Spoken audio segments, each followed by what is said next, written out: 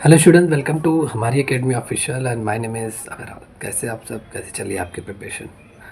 देखिए, जितने भी स्टूडेंट आज की इस क्लास को देख रहे हैं, आज की क्लास जो है वो आपके लिए काफ़ी इम्पॉर्टेंट है। आज की इस क्लास में हम डिस्कस करेंगे टोटल 100 क्वेश्चन, टॉप 100 क्वेश्चन जो वेरी मोस्ट इम्पॉर्टेंट क्वेश्चन है कंप्यूटर के। जैसे आपके सिलेबस में भी कंप्यूटर से भी क्वेश्चन आएंगे और अच्छे खासे क्वेश्चन आज के समय में क्वेश्चन पूछे जाते हैं कंप्यूटर से, क्योंकि कंप्यूटर का भी जो सिलेबस है वो लगभग काफ़ी बदल गया है पहले के हिसाब से। एआई वगैरह आने से बहुत सारे सिलेबस में चेंजेस देखने को आपको मिले हैं। तो ओवरऑल मेरिट में आने के लिए आपको इस पे भी फोकस करना पड़ेगा, मेहनत करना पड़ेगा। कंप्यूटर भी आपके लिए एक इम्पॉर्टेंट सब्जेक्ट हो जाता है। कॉमर्स के साथ साथ आपको, अगर आपको सिलेक्शन लेना है तो सिर्फ और सिर्फ कॉमर्स से ही काम नहीं चलेगा। कॉमर्स के अलावा अदर जितने भी पोर्शन हैं उन सब पे भी आपको मेहनत करना पड़ेगा। और आज की क्लास में हम टॉप 100 क्वेश्चन को यहाँ डिस्कस करेंगे जो कंप्यूटर के इम्पॉर्टेंट क्वेश्चन है। एमसीक्यू फॉर्मेट में ये सारे क्वेश्चन आज हम डिस्कस करेंगे, डिटेल में है आज की क्लास। जितने भी स्टूडेंट आप किसी भी एग्ज़ाम की तैयारी कर रहे हैं, चाहे आप UP triple S C assistant accountant, Bihar लेखपाल, बिहार बिजली विभाग या एमपी टैक्सेशन, राजस्थान पीसीएस में जो आपका अकाउंटेंट की पोस्ट है, किसी भी एग्ज़ाम की अगर आप तैयारी कर रहे हैं, अगर आपके सिलेबस में कंप्यूटर है तो आपके लिए आज की क्लास काफ़ी इंपॉर्टेंट है। टॉप 100 क्वेश्चन, और ये क्वेश्चन आपके एग्ज़ाम में आए हुए क्वेश्चन है, बहुत ही महत्वपूर्ण क्वेश्चन का यह सेट है। टारगेट यही है कि आप सभी लोगों को मैं प्रैक्टिस लगभग 500 क्वेश्चन आपको करा दूँ, ठीक है। 500 क्वेश्चन मतलब आज की क्लास में 100 क्वेश्चन, ऐसे 4 क्लास और होंगी, ठीक है। टोटल 500 क्वेश्चन मैं कवर करा दूंगा आप सभी लोगों को, और उसी में से आएगा, आपको एक्स्ट्रा अदर कहीं बाहर से नहीं पढ़ना है, ठीक है। तो आज की क्लास शुरू से अंत तक पूरा देखिए, सारी चीज़ें आपकी क्लियर होंगी। बाकी नोट्स वगैरह के लिए आपको हमारी एकेडमी ऑफिशियल ऐप आपको डाउनलोड करना है, गूगल प्ले स्टोर से मिल जाएगा। वहाँ से आपको इस क्लास का नोट्स आपको मिल जाएगा, या इस नंबर पे आप व्हाट्सअप कर दीजिए। आपको इस नंबर पे व्हाट्सअप करने पे एक मैसेज डाल दीजिए, मुझे नोट्स चाहिए कंप्यूटर का, आपको नोट्स वगैरह भी मिल जाएगा। बाकी जितने भी स्टूडेंट जो लोग बिहार बिजली विभाग, बिहार लेखपाल या UP triple S C assistant accountant किसी भी एग्ज़ाम की तैयारी करना चाहते हैं, commerce as a special subject पढ़ना चाहते हैं, तो आप सारी बैचेज आपके चल रहे हैं हमारी एकेडमी ऑफिशियल ऐप पर। आपको ये ऐप डाउनलोड करना है गूगल प्ले स्टोर से, वहाँ पे आप जाइए, ऐप को डाउनलोड कीजिए, रजिस्टर कीजिए, लॉगिन कीजिए। सभी कोर्सेज रनिंग मोड में है, आपको सभी कोर्सेज कोर्स वाले सेक्शन में जाने पे आपको मिल जाएंगे मिनिमम फीस के साथ। कॉमर्स का सिलेबस वाइज, चैप्टर वाइज सारी क्लासेस कराई जा रही है, वहाँ से आप इस क्लास को ज्वाइन कर सकते हैं। ओके, कोई भी जानकारी चाहिए क्लास से रिलेटेड, कोर्स से रिलेटेड, तो दिए गए नंबर पे आप कॉल करके जानकारी ले सकते हैं। चलिए आज की क्लास यहाँ स्टार्ट करते हैं। टॉप 100 क्वेश्चन फटाफट हम लोग सारे क्वेश्चन को यहाँ कवर करेंगे, और इम्पॉर्टेंट क्वेश्चन का सेट से ये। ओके, चलिए यहाँ पे फर्स्ट क्वेश्चन है, कंप्यूटर का पूरा नाम क्या है। और लगभग सभी लोगों को मालूम होना चाहिए कंप्यूटर का फुल फॉर्म क्या होता है। कंप्यूटर को हिंदी में हम लोग क्या बोलते हैं, कंप्यूटर को हिंदी में हम लोग बोलते हैं संगणक। क्या बोलते हैं? संगणक। ओके, कंप्यूटर का फुल फॉर्म होता है C for common, O for operating, M for machine, और P for particular. Particular purposely कहीं कहीं यूज़ होता है। परपोजली मतलब इस उद्देश्य से यूज़ होता है। कहाँ कहाँ पे? T for trade, E for education, R for research. ये 3 जगह आपका यूज़ होता है। तो अगर इस हिसाब से अगर हम देखें तो कौन सा आंसर सही होना चाहिए? Common operating machine purposely use for technology, technology बोलिए या ट्रेड बोलिए, ठीक है, एजुकेशन एंड रिसर्च। तो यहाँ पे A is the right answer of this question. चलिए, कंप्यूटर का फुल फॉर्म आपको लगभग common operating machine purposely use for technology and education research, इन जगह आपका कंप्यूटर यूज़ होता है, टेक्नोलॉजी में, एजुकेशन में, रिसर्च में। अब बेसिकली कंप्यूटर का फुल फॉर्म सभी एग्जाम में पूछ भी लिया जाता है। कंप्यूटर में कंप्यूट जो आगे का वर्ड लिया गया है कंप्यूटर, ठीक है। कंप्यूटर जो शब्द है ये लैटिन शब्द से बना हुआ है, और लैटिन शब्द से मतलब कंप्यूटेरे, ठीक है, इससे बना हुआ है, लिया गया है, जिसका मतलब होता है गिनती करने के लिए या योग करने के लिए। चलिए next question, C is a what type of language, what kind of language. C किस प्रकार की भाषा है? तो आप सभी लोगों को मालूम होगा सी किस प्रकार की लैंग्वेज है। सी एक थर्ड मतलब जनरेशन हाई लेवल लैंग्वेज है, तीसरी पीढ़ी की उच्च स्तरीय भाषा है सी। जैसे आप लोग ओ लेवल लैंग्वेज, सी लैंग्वेज, ये सब आप लोग पढ़ते होंगे, ठीक है। ओ लेवल जो भी स्टूडेंट ने किया हुआ है उन्हें मालूम होगा। तो सी आपकी कैसी लैंग्वेज है? सी आपकी एक तीसरी पीढ़ी की उच्च स्तरीय भाषा है, मतलब a third generation high level language. B is the right answer of this question. इसको डिटेल में देखिए, सी एक उच्च स्तरीय प्रोग्रामिंग भाषा है, जिसे एक मध्यम स्तरीय भाषा भी माना जाता है। क्योंकि यह उच्च स्तरीय और निम्न स्तरीय मतलब high level and low level दोनों प्रोग्रामिंग को ये क्या करता है, दोनों प्रोग्रामिंग के कंपोनेंट को ये जोड़ता है। तो ये एक हाई लेवल प्रोग्रामिंग लैंग्वेज है आपका सी। और यहाँ पे अगर और भी डिटेल में बात करें तो यह सिस्टम प्रोग्रामिंग के लिए 1970 मतलब 1970 की दशक में शुरुआत में इसे विकसित किया गया था। इसकी दक्षता, लचीलापन, सिस्टम संसाधनों पर नियंत्रण के लिए इसे जाना जाता है। अगर ओवरऑल हम बात कर लें तो सी व्यापक रूप से operating system, embedded system, application विकास के लिए उपयोग किया जाता है। एप्लीकेशन वगैरह जो बनता है, ऐप वगैरह, सारी चीज़ें इसका भी कंट्रीब्यूट रहता है, ठीक है, कोडिंग वगैरह में, जिससे हार्डवेयर के प्रदर्शन और हेर फेर में प्रति की आवश्यकता होती है। चलिए नेक्स्ट क्वेश्चन है identify the level device through which data instruction are entered into the computer. वह उस डिवाइस की पहचान कीजिए जिसके माध्यम से डेटा और निर्देश कंप्यूटर में क्या किए जाते हैं, दर्ज किए जाते हैं, कंप्यूटर में डाले जाते हैं। तो आप सभी को मालूम है, सिंपल सा एक आंसर है, इनपुट डिवाइस। भाई इनपुट डिवाइस की मदद से ही तो हम डेटा वगैरह सारी चीज़ें फीड करते हैं। जैसे इनपुट डिवाइस में आपका कंप्यूटर हो गया, माउस हो गया, हम जो भी चीज़ हमें मतलब हम डेटा एग्जीक्यूट करते हैं कंप्यूटर में, सीपीयू में, ठीक है, तो इनपुट डिवाइस के माध्यम से। तो इनपुट डिवाइस के माध्यम से ही हम डेटा और निर्देश कंप्यूटर में क्या करते हैं, दर्ज करते हैं। तो C is the right answer of this question. देखिए क्या है input device. Input device hardware का घटक होता है, हार्डवेयर का कंपोनेंट्स होता है, जो उपयोगकर्ता को कंप्यूटर को डेटा और निर्देश प्रदान करने की अनुमति देता है। उपयोगकर्ता मतलब यूज़र, जैसे हम लोग क्या करते हैं, कंप्यूटर को डेटा और निर्देश देने का जो माध्यम होता है वो इनपुट डिवाइस होता है। वे उपयोगकर्ता मतलब यूज़र और कंप्यूटर सिस्टम के बीच बातचीत को सक्षम करता है। मतलब अगर हमें कंप्यूटर से बात करना है तो किसके माध्यम से हम करते हैं, इनपुट उपकरण के माध्यम से, इनपुट डिवाइस के माध्यम से। क्लियर। तो यही होता है आपका इनपुट डिवाइस। इनपुट डिवाइस में कौन कौन लोग आएंगे, देखिए यहाँ पे कीबोर्ड आपका आएगा। जैसे कीबोर्ड आपका एक इनपुट डिवाइस है, ठीक है। यहाँ पे हम जो भी डेटा वगैरह हमें ट्रांसफ़र करना रहता है कंप्यूटर में, तो हमें टाइप करते हैं, ठीक है, टाइप करके सारी चीज़ें जानकारी हम देते हैं। एक प्राथमिक इनपुट डिवाइस का उपयोग टाइप और करने और कमांड दर्ज करने के लिए किया जाता है। अक्षरों, संख्याओं और विशेष वर्णों के लिए कुंजी इसमें शामिल होती है, स्पेशल कीज़ वगैरह। माउस भी आपका इनपुट डिवाइस होता है, ठीक है। माउस इनपुट डिवाइस आप सभी लोगों को मालूम है। टच स्क्रीन भी आपका इनपुट डिवाइस होता है। ये सारी जानकारी मालूम रहनी चाहिए कि टच स्क्रीन कैसा डिवाइस है, ये एक इनपुट डिवाइस है। आउटपुट डिवाइस जो हमें रिजल्ट देता है, और यहाँ पे हम डेटा इनपुट कर रहे हैं। जैसे टच स्क्रीन से भी हम क्या करते हैं, आज के समय में टच स्क्रीन, जैसे आपका मोबाइल है, अब मोबाइल से भी बहुत सारे डेटा वगैरह, जैसे किसी का नंबर सेव करना है तो टच स्क्रीन आपका मोबाइल है, उससे टाइप करके नंबर वगैरह आप नंबर को सेव कर रहे हैं मोबाइल में, तो टच स्क्रीन आपका एक इनपुट डिवाइस है। एक डिस्प्ले जो टच इनपुट का पता लगाता है, उपयोगकर्ताओं को जो प्रदर्शित किया गया है और उसके साथ सीधे बातचीत की अनुमति देता है, जैसे स्मार्टफोन, टैबलेट, ये सारी चीज़ें। स्कैनर भी आपका एक इनपुट डिवाइस है, ठीक है। जैसे बहुत सारी जो फिजिकल डॉक्यूमेंट्स हमारे होते हैं या इमेजेस वगैरह होते हैं, उनको डिजिटल फॉर्मेट में हम ट्रांसफ़र करते हैं, डिजिटल रूप में हम ट्रांसफ़र करते हैं। भौतिक दस्तावेज और छवियों मतलब इमेज को, फोटो को डिजिटल प्रारूप में जो कन्वर्ट करता है वो स्कैनर होता है। ओके। जैसे आपका रिजल्ट वगैरह हुआ, अभी आप क्या करते हो, अपने रिजल्ट को कंप्यूटर में अगर डालना है तो आप स्कैन करके डालते हो, तो एक तरीके से डेटा इनपुट कर रहे हो, तो इनपुट डिवाइस है।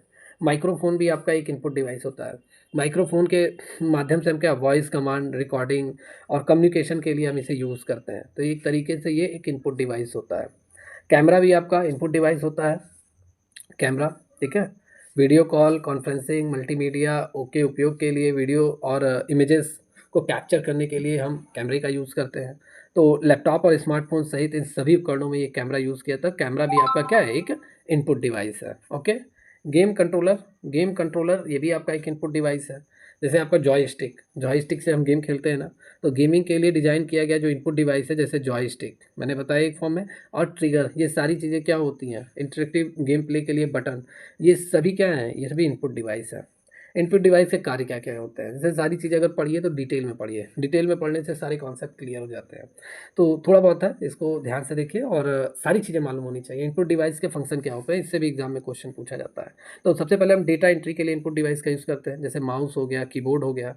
नेविगेशन, नेविगेशन के लिए, नेविगेट करने के लिए, मतलब माउस और टच स्क्रीन जैसे डिवाइस यूज़र को क्या करते हैं, इंटरफेस के माध्यम से नेविगेट और कर्सर आंदोलन को नियंत्रित करने में सक्षम बनाता है।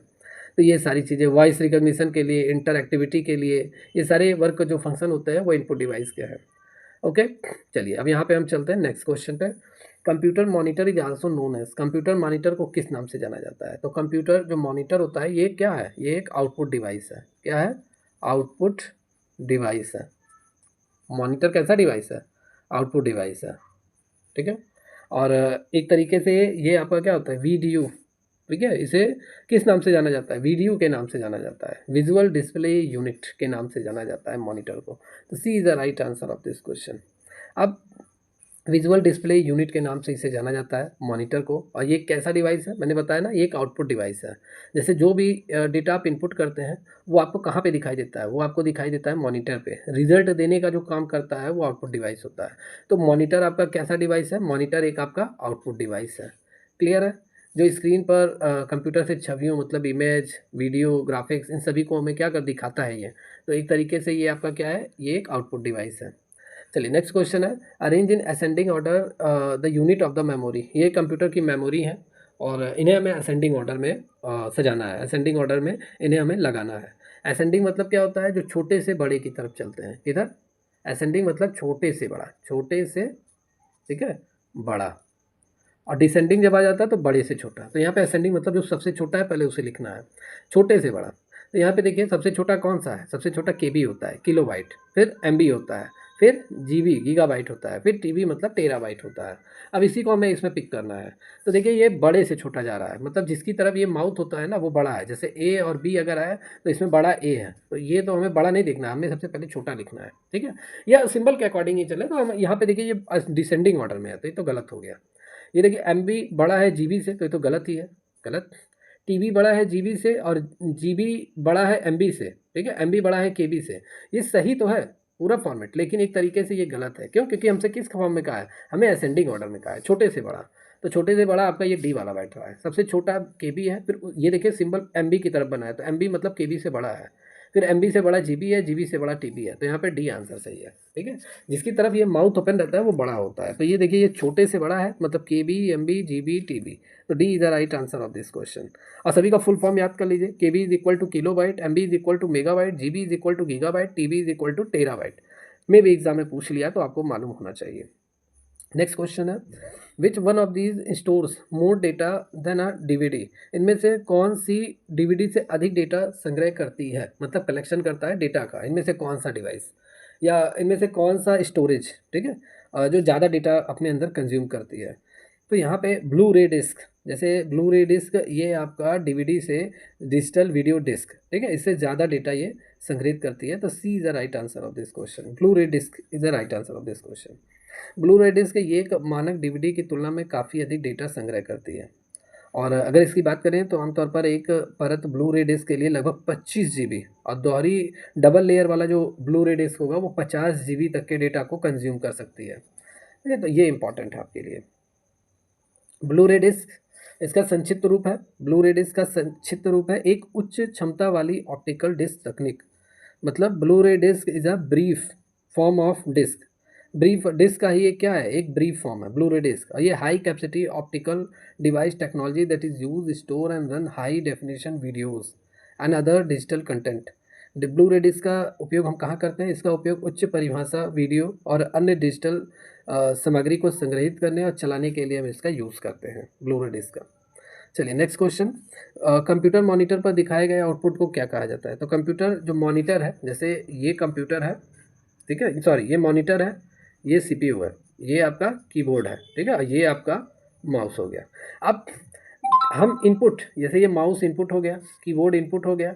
अब जो ये मॉनिटर है ये तो आउटपुट है। क्यों मैंने आउटपुट कहा, क्योंकि हमें रिजल्ट दिखाता है, क्या रिजल्ट, आउटपुट हमें दिखाता है जो हमने इनपुट किया है। तो कंप्यूटर मॉनिटर पर जो आउटपुट हमें दिखाता है वो एक सॉफ्ट कॉपी के रूप में रहता है, मतलब जिसे हम देख सकते हैं, छू नहीं सकते। सॉफ्ट कॉपी होता है। हार्ड कॉपी क्या होता है, जैसे बगल में ही आपने प्रिंटर रख लिया, अब जो आपने टाइप किया उसको आपने प्रिंटर के माध्यम से निकाल लिया, तो जो आपको पेपर पे मिला, और पेपर पे मिला मतलब ये हार्ड कॉपी आपको मिल गई। तो ये हार्ड कॉपी होता है जो प्रिंटर से रिजल्ट आपको मिलता है। बाकी मॉनिटर पे जो आपको रिजल्ट मिलेगा ये सॉफ्ट कॉपी होता है, मतलब हम देख सकते हैं, छू नहीं सकते हैं। तो मॉनिटर पर जो हमें आउटपुट दिखाया जाता है वो एक सॉफ्ट कॉपी उसे हम कहते हैं। क्लियर, सॉफ्ट कॉपी हम कहते हैं। कंप्यूटर मॉनिटर पर दिखाए गए आउटपुट को सॉफ्ट कॉपी कहा जाता है। इसको डिटेल में जानते हैं। सॉफ्ट कॉपी या उस डिजिटल आउटपुट को रिप्रेजेंट करता है जो स्क्रीन पर प्रदर्शित होता है। कंप्यूटर मॉनिटर पर जो हमें दिखाई देता है वो एक सॉफ्ट कॉपी होता है, या कागज़ पे प्रिंट नहीं होता है, इसे आसानी से बदला या अपडेट किया जा सकता है। देखिए, मॉनिटर पे जो दिखा रहा है उसे तो हम प्रिंट कर सकते हैं, लेकिन जो मॉनिटर पे हम प्रिंट करेंगे तब वो प्रिंटर के माध्यम से हमें मिलेगा। लेकिन नॉर्मली मॉनिटर पे जो हमें दिखाता है ये सॉफ्ट कॉपी के रूप में रहता है और इसे हम अपडेट कर सकते हैं, चेंज कर सकते हैं, ठीक है। जैसे आपने मान लेते हैं कोई भी डेटा आपने टाइप किया, मान लेते हैं एक आर्टिकल आपने टाइप किया, अब उस आर्टिकल में बहुत सारी स्पेलिंग एरर हो रही है, तो आप उसे चेंज कर सकते हैं, अपडेट कर सकते हैं। तो ये सॉफ्ट कॉपी होता है। और जबकि हार्ड कॉपी अगर हो गया, मान लेते हैं प्रिंट आपने निकलवा लिया, तब इसे तो आप अपडेट कर नहीं पाएंगे। भाई कागज़ पे आ गया तो उसे थोड़ी ना अपडेट कर पाएंगे दोबारा, फिर चेंज कर पाएंगे। तो ये सारी चीज़ें होती हैं। या चलिए, हार्ड कॉपी क्या होता है? हार्ड कॉपी या दस्तावेज का भौतिक प्रिंटेड संस्करण होता है, मतलब प्रिंटेड वर्जन होता है डॉक्यूमेंट का, वो हार्ड कॉपी होता है। या एक ठोस होता है, मतलब जैसे पेपर पे आपने प्रिंट कर लिया मैटर को, तो वही होता है प्रिंट किया गया कागज़ या फोटो, ये आपका हार्ड कॉपी होता है। वीडियो क्या होता है? विजुअल डिस्प्ले यूनिट, इसका फुल फॉर्म है, एग्जाम में पूछा जाता है, इसे याद कर लीजिए। ये मॉनिटर के लिए एक और शब्द है, लेकिन आउटपुट का विशेष रूप से ये एक्सप्लेन नहीं करता है, इससे कोई लेना देना नहीं है। ओके, या चलिए नेक्स्ट क्वेश्चन है, 8 बिट्स मेकअप 1, मतलब 8 बिट्स मिलकर क्या बनाते हैं? तो 8 बिट्स मिलकर क्या बनाते हैं? बाइट बनाते हैं। देखिए, कंप्यूटर की जो सबसे यहाँ पे अगर हम बात कर लें बिट और बाइट, ठीक है, बिट और क्या होता है? बाइट होता है, दो तरह के आपके यहाँ पे बिट और बाइट। तो 8 बिट मिलकर क्या बनता है? 8 बिट मिलकर एक बाइट बनता है। ये सारी चीज़ें आपको मालूम होनी चाहिए। तो A is the right answer of this question. यहाँ पे अगर हम बात कर लें मेगाबाइट, 8 बिट मिलकर एक बाइट बनाते हैं। मेगाबाइट मतलब 1024 किलोबाइट के बराबर होता है मेगाबाइट, जो बाइट की तुलना में बड़ा होता है। कंप्यूटर की एक तरीके से मेमोरी होती है। जैसे बिट और बाइट आप पहले समझिए। जैसे आपने क्या किया, ये आपका मॉनिटर है, इसमें आपने मान लेते हैं ए टाइप कर दिया, तो ए जो जगह लेगा ना आपके सीपीयू में, मतलब मेमोरी में, वो बिट के रूप में लेगा, ठीक है, बिट के रूप में लेगा। ये जितना भी मैटर आपने टाइप किया वो बिट के रूप में टाइप होता है, बिट और बाइट के रूप में। तो वही होता है आपका। ओके, या चलिए नेक्स्ट क्वेश्चन है, which one of the result of the output given by a computer, computer द्वारा दिए गए आउटपुट का परिणाम कौन सा है? तो कंप्यूटर द्वारा जो दिया गया आउटपुट होता है वो क्या होता है? वो हमें इन्फॉर्मेशन के रूप में मिलता है, ठीक है। So C is the right answer of this question, C is the right answer of this question. देखिए, प्रसंस्करण के बाद कंप्यूटर द्वारा आउटपुट को सूचना कहा जाता है, और इनपुट को संसाधित करने के बाद एक कंप्यूटर आउटपुट का उत्पादन करता है, जो संसाधित डेटा का परिणाम होता है। आउटपुट हमें कई रूपों में मिलता है, जैसे लेसन के रूप में, पिक्चर्स के रूप में, ध्वनियों के रूप में, अदर मल्टीमीडिया के रूप में हमें मिलता है। चलिए नेक्स्ट क्वेश्चन है, एक इलेक्ट्रॉनिक डिवाइस जो डाटा को स्वीकार कर सकती है, डाटा को प्रोसेस करती है, आउटपुट उत्पन्न करती है, परिणामों को भविष्य के लिए स्टोर करके रखती है, मतलब इतना ढेर सारा काम कौन कर सकता है? तो ये सभी काम कंप्यूटर करता है। मतलब डाटा को ये स्वीकार भी करेगा, डेटा को ये प्रोसेस भी करेगा, जो डेटा आप टाइप करेंगे कंप्यूटर में उसको निर्देश के लिए आगे भेजेगा, और आपको रिजल्ट वगैरह, भाई जो चीज़ आप पूछ रहे हैं उसका आउटपुट भी आपको देगा। और अगर आपने कोई मैटर टाइप कर लिया उसे सेव करके भी रखता है। तो सारे काम कंप्यूटर ही कर सकता है। तो C is the right answer of this question, computer. ठीक है, कंप्यूटर एक इलेक्ट्रॉनिक डिवाइस है जो डाटा को इनपुट करती है, डाटा को प्रोसेस करती है, आउटपुट रिजल्ट उत्पन्न करती है, तथा भविष्य में परिणामों को स्टोर करके भी रखती है, परिणामों को भविष्य के लिए। नेक्स्ट क्वेश्चन है, कंप्यूटर का मूल कार्य क्या है? तो कंप्यूटर के बेसिक फंक्शन क्या क्या है? कंप्यूटर के बेसिक फंक्शन, तो कंप्यूटर से इनपुट इनपुट का भी वर्क होता है। भाई कीबोर्ड माउस से हम डेटा को इनपुट करते हैं, तो कंप्यूटर का ये भी एक कार्य है। स्टोरेज, भाई बड़ी बड़ी जो जैसे मूवी हो गई, 1 GB 2 GB 10 GB 4 GB, इनको स्टोर करके हम रख सकते हैं, फ़ोटो वीडियो सभी चीज़ों को कंप्यूटर की गैलरी में। तो एक तरीके से ये स्टोरेज का भी वर्क करता है। प्रोसेसिंग, जैसे आपने जो भी डेटा टाइप किया, जैसे मैं मान लेता हूँ 4+7 आपने टाइप किया, अब आपको इसका रिजल्ट चाहिए, तो कंप्यूटर प्रोसेसिंग का भी वर्क करता है, मतलब आपको जानकारी भी देगा, ठीक है, जानकारी दिए गए जानकारी के आधार पे, तो ये प्रोसेसिंग का भी वर्क करता है। तो ये सभी काम कंप्यूटर के ही हैं। D is the right answer of this question. Computer का जो मूल कार्य है वो डेटा को प्रोसेस करना, डेटा को इनपुट के रूप में लेना, फिर उसे आगे मतलब प्रोसेस करना, आउटपुट के रूप में परिणाम प्रस्तुत करना। इसके अलावा कंप्यूटर के अन्य कार्य भी हैं, जैसे डेटा संग्रहण, जानकारी की गणना, उपयोगकर्ता के अनुरूप विभिन्न एप्लीकेशन वगैरह को रन करना, ये सारे काम कंप्यूटर के हैं। अगर डिटेल में हम बात कर लें तो इनपुट मतलब डेटा और सूचना को ये ग्रहण करना। कंप्यूटर, जैसे भाई हम बहुत सारे डेटा वगैरह टाइप करते हैं तो उसको कलेक्शन करने का काम किसका होता है? कंप्यूटर का होता है। प्रोसेसिंग मतलब डेटा हमने डाल दिया और डेटा को प्रक्रिया में उपयोगी जानकारी बताना, ये भी क्या है? इसी कंप्यूटर का ही वर्क है। आउटपुट मतलब प्रोसेस किए गए डेटा का परिणाम प्रस्तुत करना। जो डेटा हम टाइप करते हैं उसका रिज़ल्ट अभी हमें मिलता है। तो एक तरीके से ये आउटपुट स्टोरेज का भी काम करता है और इन सब के साथ-साथ शिक्षा, विज्ञान, व्यवसाय हर जगह कंप्यूटर का उपयोग किया जाता है। नेक्स्ट क्वेश्चन है, कंप्यूटर के संबंध में निम्नलिखित में से कौन-सा कथन गलत है? कौन-सा कथन गलत है? यह एक लॉजिकल मशीन है जो सूचना को प्रोसेस करती है। सही है भाई, ये सही है। एक लॉजिकल मशीन है और ये इन्फॉर्मेशन को प्रोसेस करती है। मतलब जो इन्फॉर्मेशन हम कंप्यूटर को देते हैं, कंप्यूटर उसे आगे ट्रांसफ़र करती है, प्रोसेस करती है, ठीक है? फिर इन सब के साथ-साथ इसने जो भी जानकारी कोई भी सूचना स्टोर होती है, उस तक पहुँच सकता है, ठीक है? तो ये भी आपका सही है। जैसे इसने जो भी कोई सूचना स्टोर होती है, जो भी डेटा हमने टाइप करके स्टोर कर दिया कंप्यूटर में, कंप्यूटर उस तक आसानी से पहुँच सकता है। हम कभी भी उस इन्फॉर्मेशन को देख सकते हैं।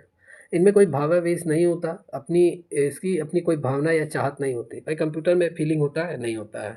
एआई वगैरह आ गया है शायद नहीं, फीलिंग तब भी नहीं रहेगा। जो भी चीज़ आप पूछेंगे, जो भी चीज़ आप इनपुट करेंगे, उसी के आधार पे कंप्यूटर कैलकुलेशन करेगा, प्रोसेस करेगा और कंप्यूटर के अंदर कोई इमोशन नहीं है। कंप्यूटर कोई व्यक्ति नहीं है, ठीक है? मशीन है, जो आप चाहेंगे कंप्यूटर वही करेगा।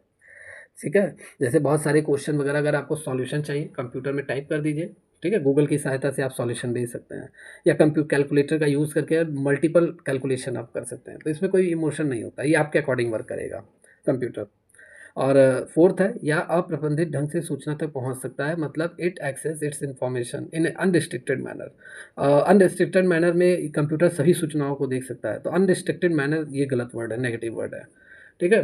अनरिस्ट्रिक्टेड मैनर, गलत तरीके से कंप्यूटर आपकी जानकारियों को छिपा सकता है, ऐसा गलत है ये, ठीक है? तो ये गलत है और सभी आपके सही हैं।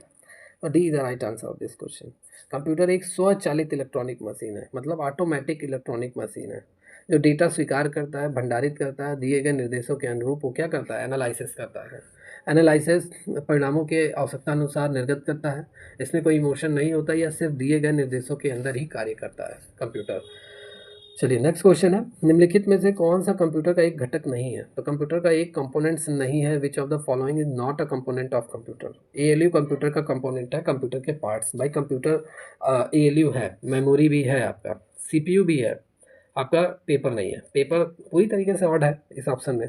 तो कंप्यूटर के जो कंपोनेंट्स होते हैं, अर्थमेटिक लॉजिक यूनिट, मेमोरी, जैसे हार्ड डिस्क, फ्लॉपी डिस्क, ये सारी चीज़ें आपकी हो गई, जो मेमोरी, रैम, रोम, ये सब मेमोरी, प्राइमरी, सेकेंडरी, सभी कंप्यूटर के कंपोनेंट्स हैं। सीपीयू, सेंट्रल प्रोसेसिंग यूनिट, जिसे कंप्यूटर का ब्रेन कहा जाता है, ये सभी कंप्यूटर के कंपोनेंट्स हैं, लेकिन पेपर नहीं है। तो D is the right answer of this question.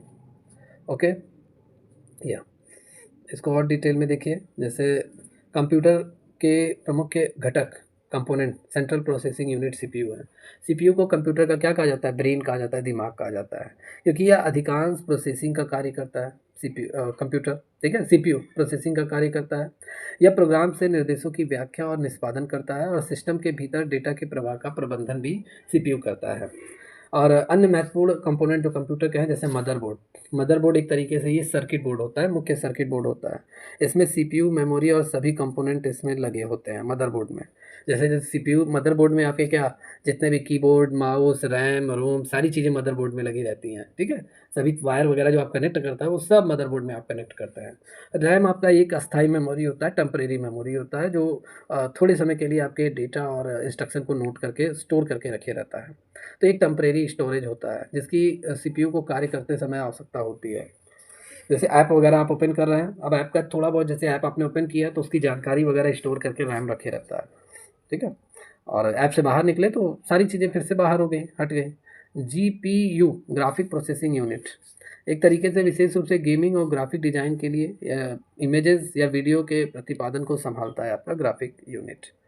Power supply unit, PSU, power supply unit computer के सभी घटकों को क्या पावर प्रदान करता है, शक्ति प्रदान करता है, यूपीएस जिसे हम बोलते हैं। तो ये सभी कंप्यूटर के कंपोनेंट्स वगैरह हो गए। चलिए नेक्स्ट क्वेश्चन है, what kind of CD ROM?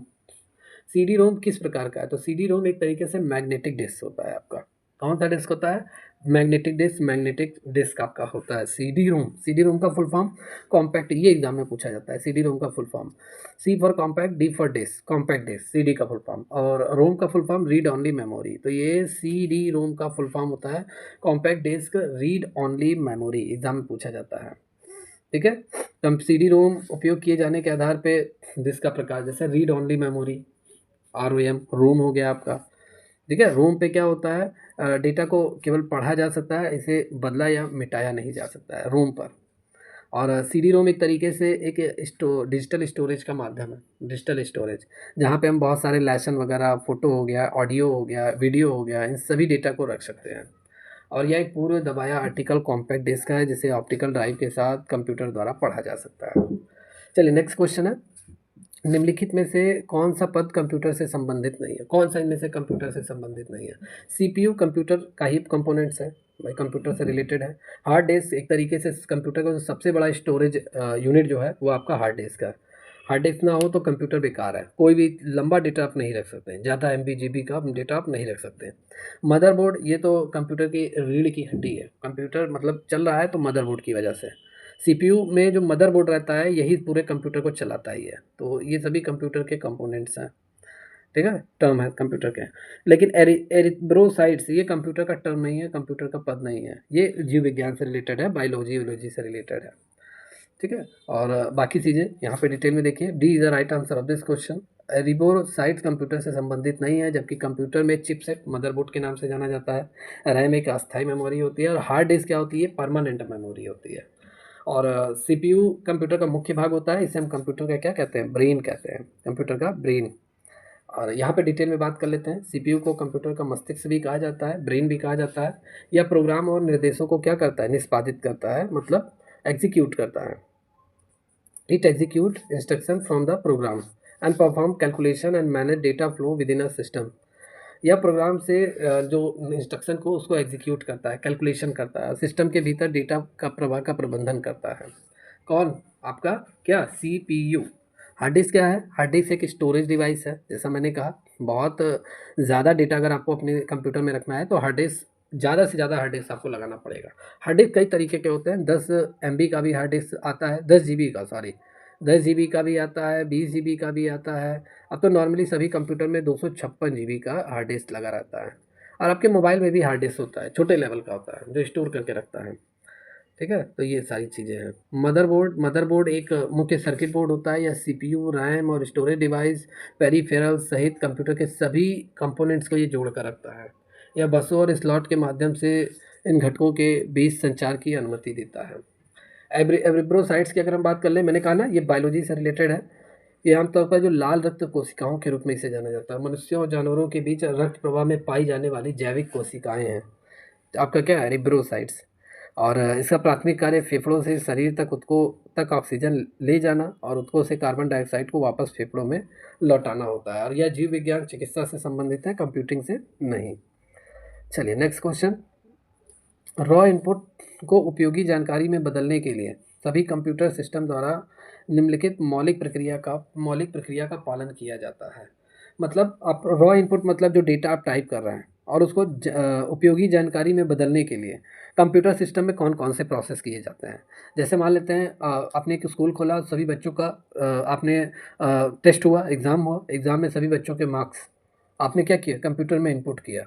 और कंप्यूटर में आपने इनपुट किया तो वही स्टोर हो गया, एक जगह जाकर स्टोर हो गया, फाइल के रूप में, पीडीएफ के रूप में स्टोर हो गया। फिर आपने प्रोसेस किया, भाई एक्सेल से आप बना रहे हैं, फिर आपने उसे प्रोसेसिंग किया मतलब आप स्टोर आपने कर लिया, अब उसको आपने प्रोसेस किया, मतलब उसको कई तरीके से सजाया, फार्मूला वगैरह लिखा, एक रिजल्ट आपने बनाया अच्छे तरीके से, टेबल वगैरह, चार्ट वगैरह बनाकर, और सभी सब्जेक्ट के नाम लिखे, उनके मार्क्स लिखे। फिर उसके बाद आपने उसे क्या, डाउनलोड कर लिया या प्रिंट निकाल लिया आपने, आउटपुट। ठीक है, आउटपुट आपको मिल गया। ठीक है, आउटपुट कंट्रोल। तो ये सारी चीज़ें आपकी आ जाएंगी, तो A is the right answer of this question. Okay. Input data को उपयोगी जानकारी में बदलने के लिए सर्वप्रथम input, store, process, output of control के द्वारा कंप्यूटर सिस्टम में मौलिक प्रक्रिया का क्या किया जाता है, पालन किया जाता है। चलिए next question. Which is known as the most powerful type of computer? कौन कंप्यूटर का सबसे शक्तिशाली प्रकार के रूप में जाना जाता है? तो एक ही नाम सभी को मालूम है, सुपर कंप्यूटर। सुपर कंप्यूटर सबसे शक्तिशाली कंप्यूटर होता है, बहुत तेज़ी से वर्क करता है। ठीक है, बड़ा होता है साइज वाइज में, ये मैं मान सकता हूँ, लेकिन अच्छा है सुपर कंप्यूटर, पहले यही आया ही था। A super computer highly advance computing design to perform complex completely at extremely high speed and here are some keys character. देखिए, सुपर कंप्यूटर एक उच्च उन्नत कंप्यूटिंग मशीन है जिसमें उच्च गति पर, मतलब काफ़ी तेज़ गति से ये जटिल गणना कार्य कर सकता है, इसके लिए डिज़ाइन किया गया है सुपर कंप्यूटर, जल्दी काम करने के लिए। और सुपर कंप्यूटर समस्याओं से निपटने के लिए इसमें आवश्यक उपकरण हैं जिनके लिए अपार कम्युनिकेशनल शक्ति और गति की आवश्यकता होती है, जिससे वे विभिन्न वैज्ञानिक अनुसंधान प्रयोगों में अमूल्य हो जाते हैं। भाई सुपर कंप्यूटर का यूज़ कहाँ होता है? जहाँ पे रिसर्च वगैरह होता है साइंटिस्ट द्वारा, या इंडस्ट्रियल एरियाज़ में आपका सुपर कंप्यूटर का यूज़ होता है। अभी सुपर कंप्यूटर जो लेटेस्ट जो है, जो सबसे तेज़ वर्क करता है, वो शायद चीन उनका है, ठीक है? 93 ऐसे करके कुछ है, देख लेना आप, चीन, ठीक है? चीन में है सुपर कंप्यूटर, सबसे तेज़ चलने वाला सुपर कंप्यूटर। नेक्स्ट क्वेश्चन है, which is not a function of micro processor. इनमें से कौन सा माइक्रो प्रोसेसर का वर्क नहीं है, ठीक है? तो computer control the rest of computers component, computer के बाकी घटकों को नियंत्रित करता है। माइक्रो प्रोसेसर क्या काम करता है? माइक्रो प्रोसेसर कंप्यूटर को तेज़ गति से चलाने का काम करता है। जो आपने डेटा टाइप किया है, निर्देश जो आपने दिया हुआ है, डेटा आपने जो दिया है, उसको जल्दी से कंप्यूटर में एग्जीक्यूट करता है और आपको आउटपुट जल्दी से दिलाता है, ठीक है? तो एक तरीके से हम कह सकते हैं control the rest of computers component, computer के सभी घटकों को ये कंट्रोल करता है। भाई माउस, कीबोर्ड, स्कैनर, प्रिंटर, इन सभी के कार्यों को लेता है, रिस्क ले मतलब सभी के कामों को ये अपने अंदर एग्जीक्यूट करता है, फिर आउटपुट देता है जल्दी से कार्य करके। तो ये तो सही है। Keep the system unit cool, system unit को ठंडा करने का काम होता है, गलत है, ठीक है? ये रॉन्ग है। और सॉफ्टवेयर द्वारा दिए गए निर्देशों की ये व्याख्या करता है, तो ये भी सही है। सॉफ्टवेयर द्वारा जो मतलब गाइडलाइन या इंस्ट्रक्शन दिया जाता है, उनकी ये क्या व्याख्या करता है, तो ये होता है। B is the right answer of this question, ये सही नहीं है। आप लोगों को मालूम होगा माइक्रो प्रोसेसर, माइक्रो प्रोसेसर काफ़ी इंपॉर्टेंट होता है। जैसे होता है कि आप अगर दो तरह के सीपीयू आप चला रहे हैं, एक सीपीयू आप चला रहा है जिसमें आपको टाइपिंग वगैरह करना है और कुछ नहीं, ठीक है? एक सीपीयू आप चला रहे हैं जिसमें आपको एनिमेशन वर्क करना है, काफ़ी हाई क्वालिटी का एनिमेशन वर्क। तो माइक्रो प्रोसेसर किस में ज़्यादा लगेगा? आपका ये एनिमेशन वाले में ज़्यादा लगेगा। माइक्रो प्रोसेसर मतलब कंप्यूटर तेज़ गति से काम करने लगेगा, ठीक है? सारे कामों को जल्दी जल्दी करेगा। तो एक तरीके से यही होता है आपका। B is the right answer of this question, ये सही नहीं है।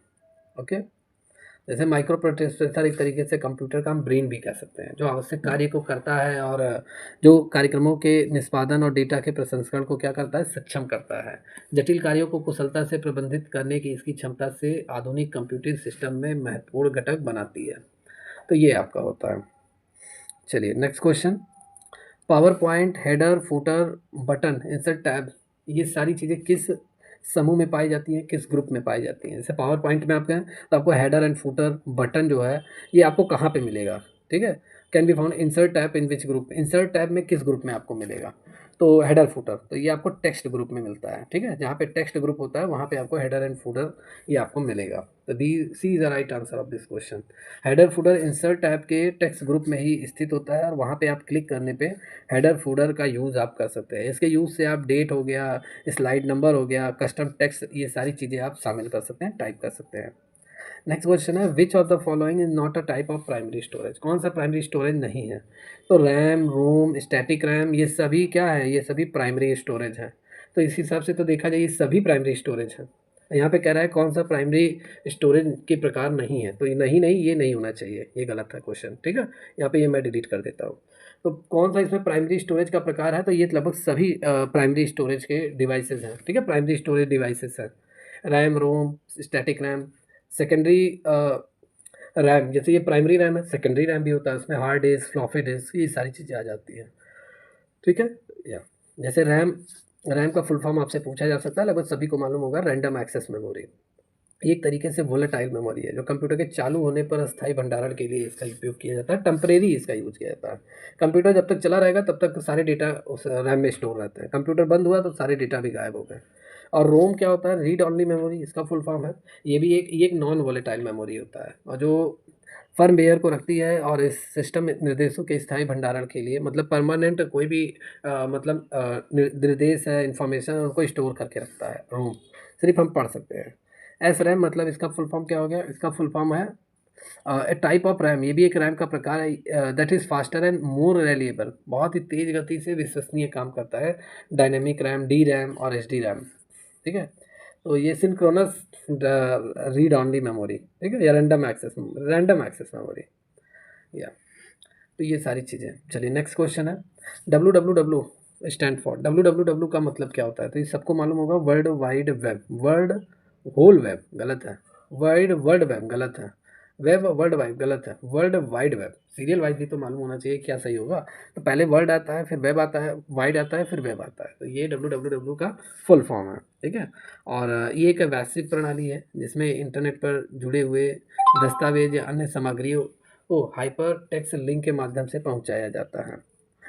और www का उपयोग वेबसाइट, ऑनलाइन सेवाएं और जानकारी को साझा करने के लिए भी यूज़ किया जाता है। ऑनलाइन कोई भी सर्विसेज अगर आप यूज कर रहे हैं तो उन सभी को आप www के आधार पे ही यूज़ कर पाएंगे। तो सभी वेबसाइटें हो गई जो वर्ल्ड वाइड वेब पे ही रन करती हैं। ऑनलाइन सेवाएं, जानकारी साझा करने के लिए www का यूज किया जाता है।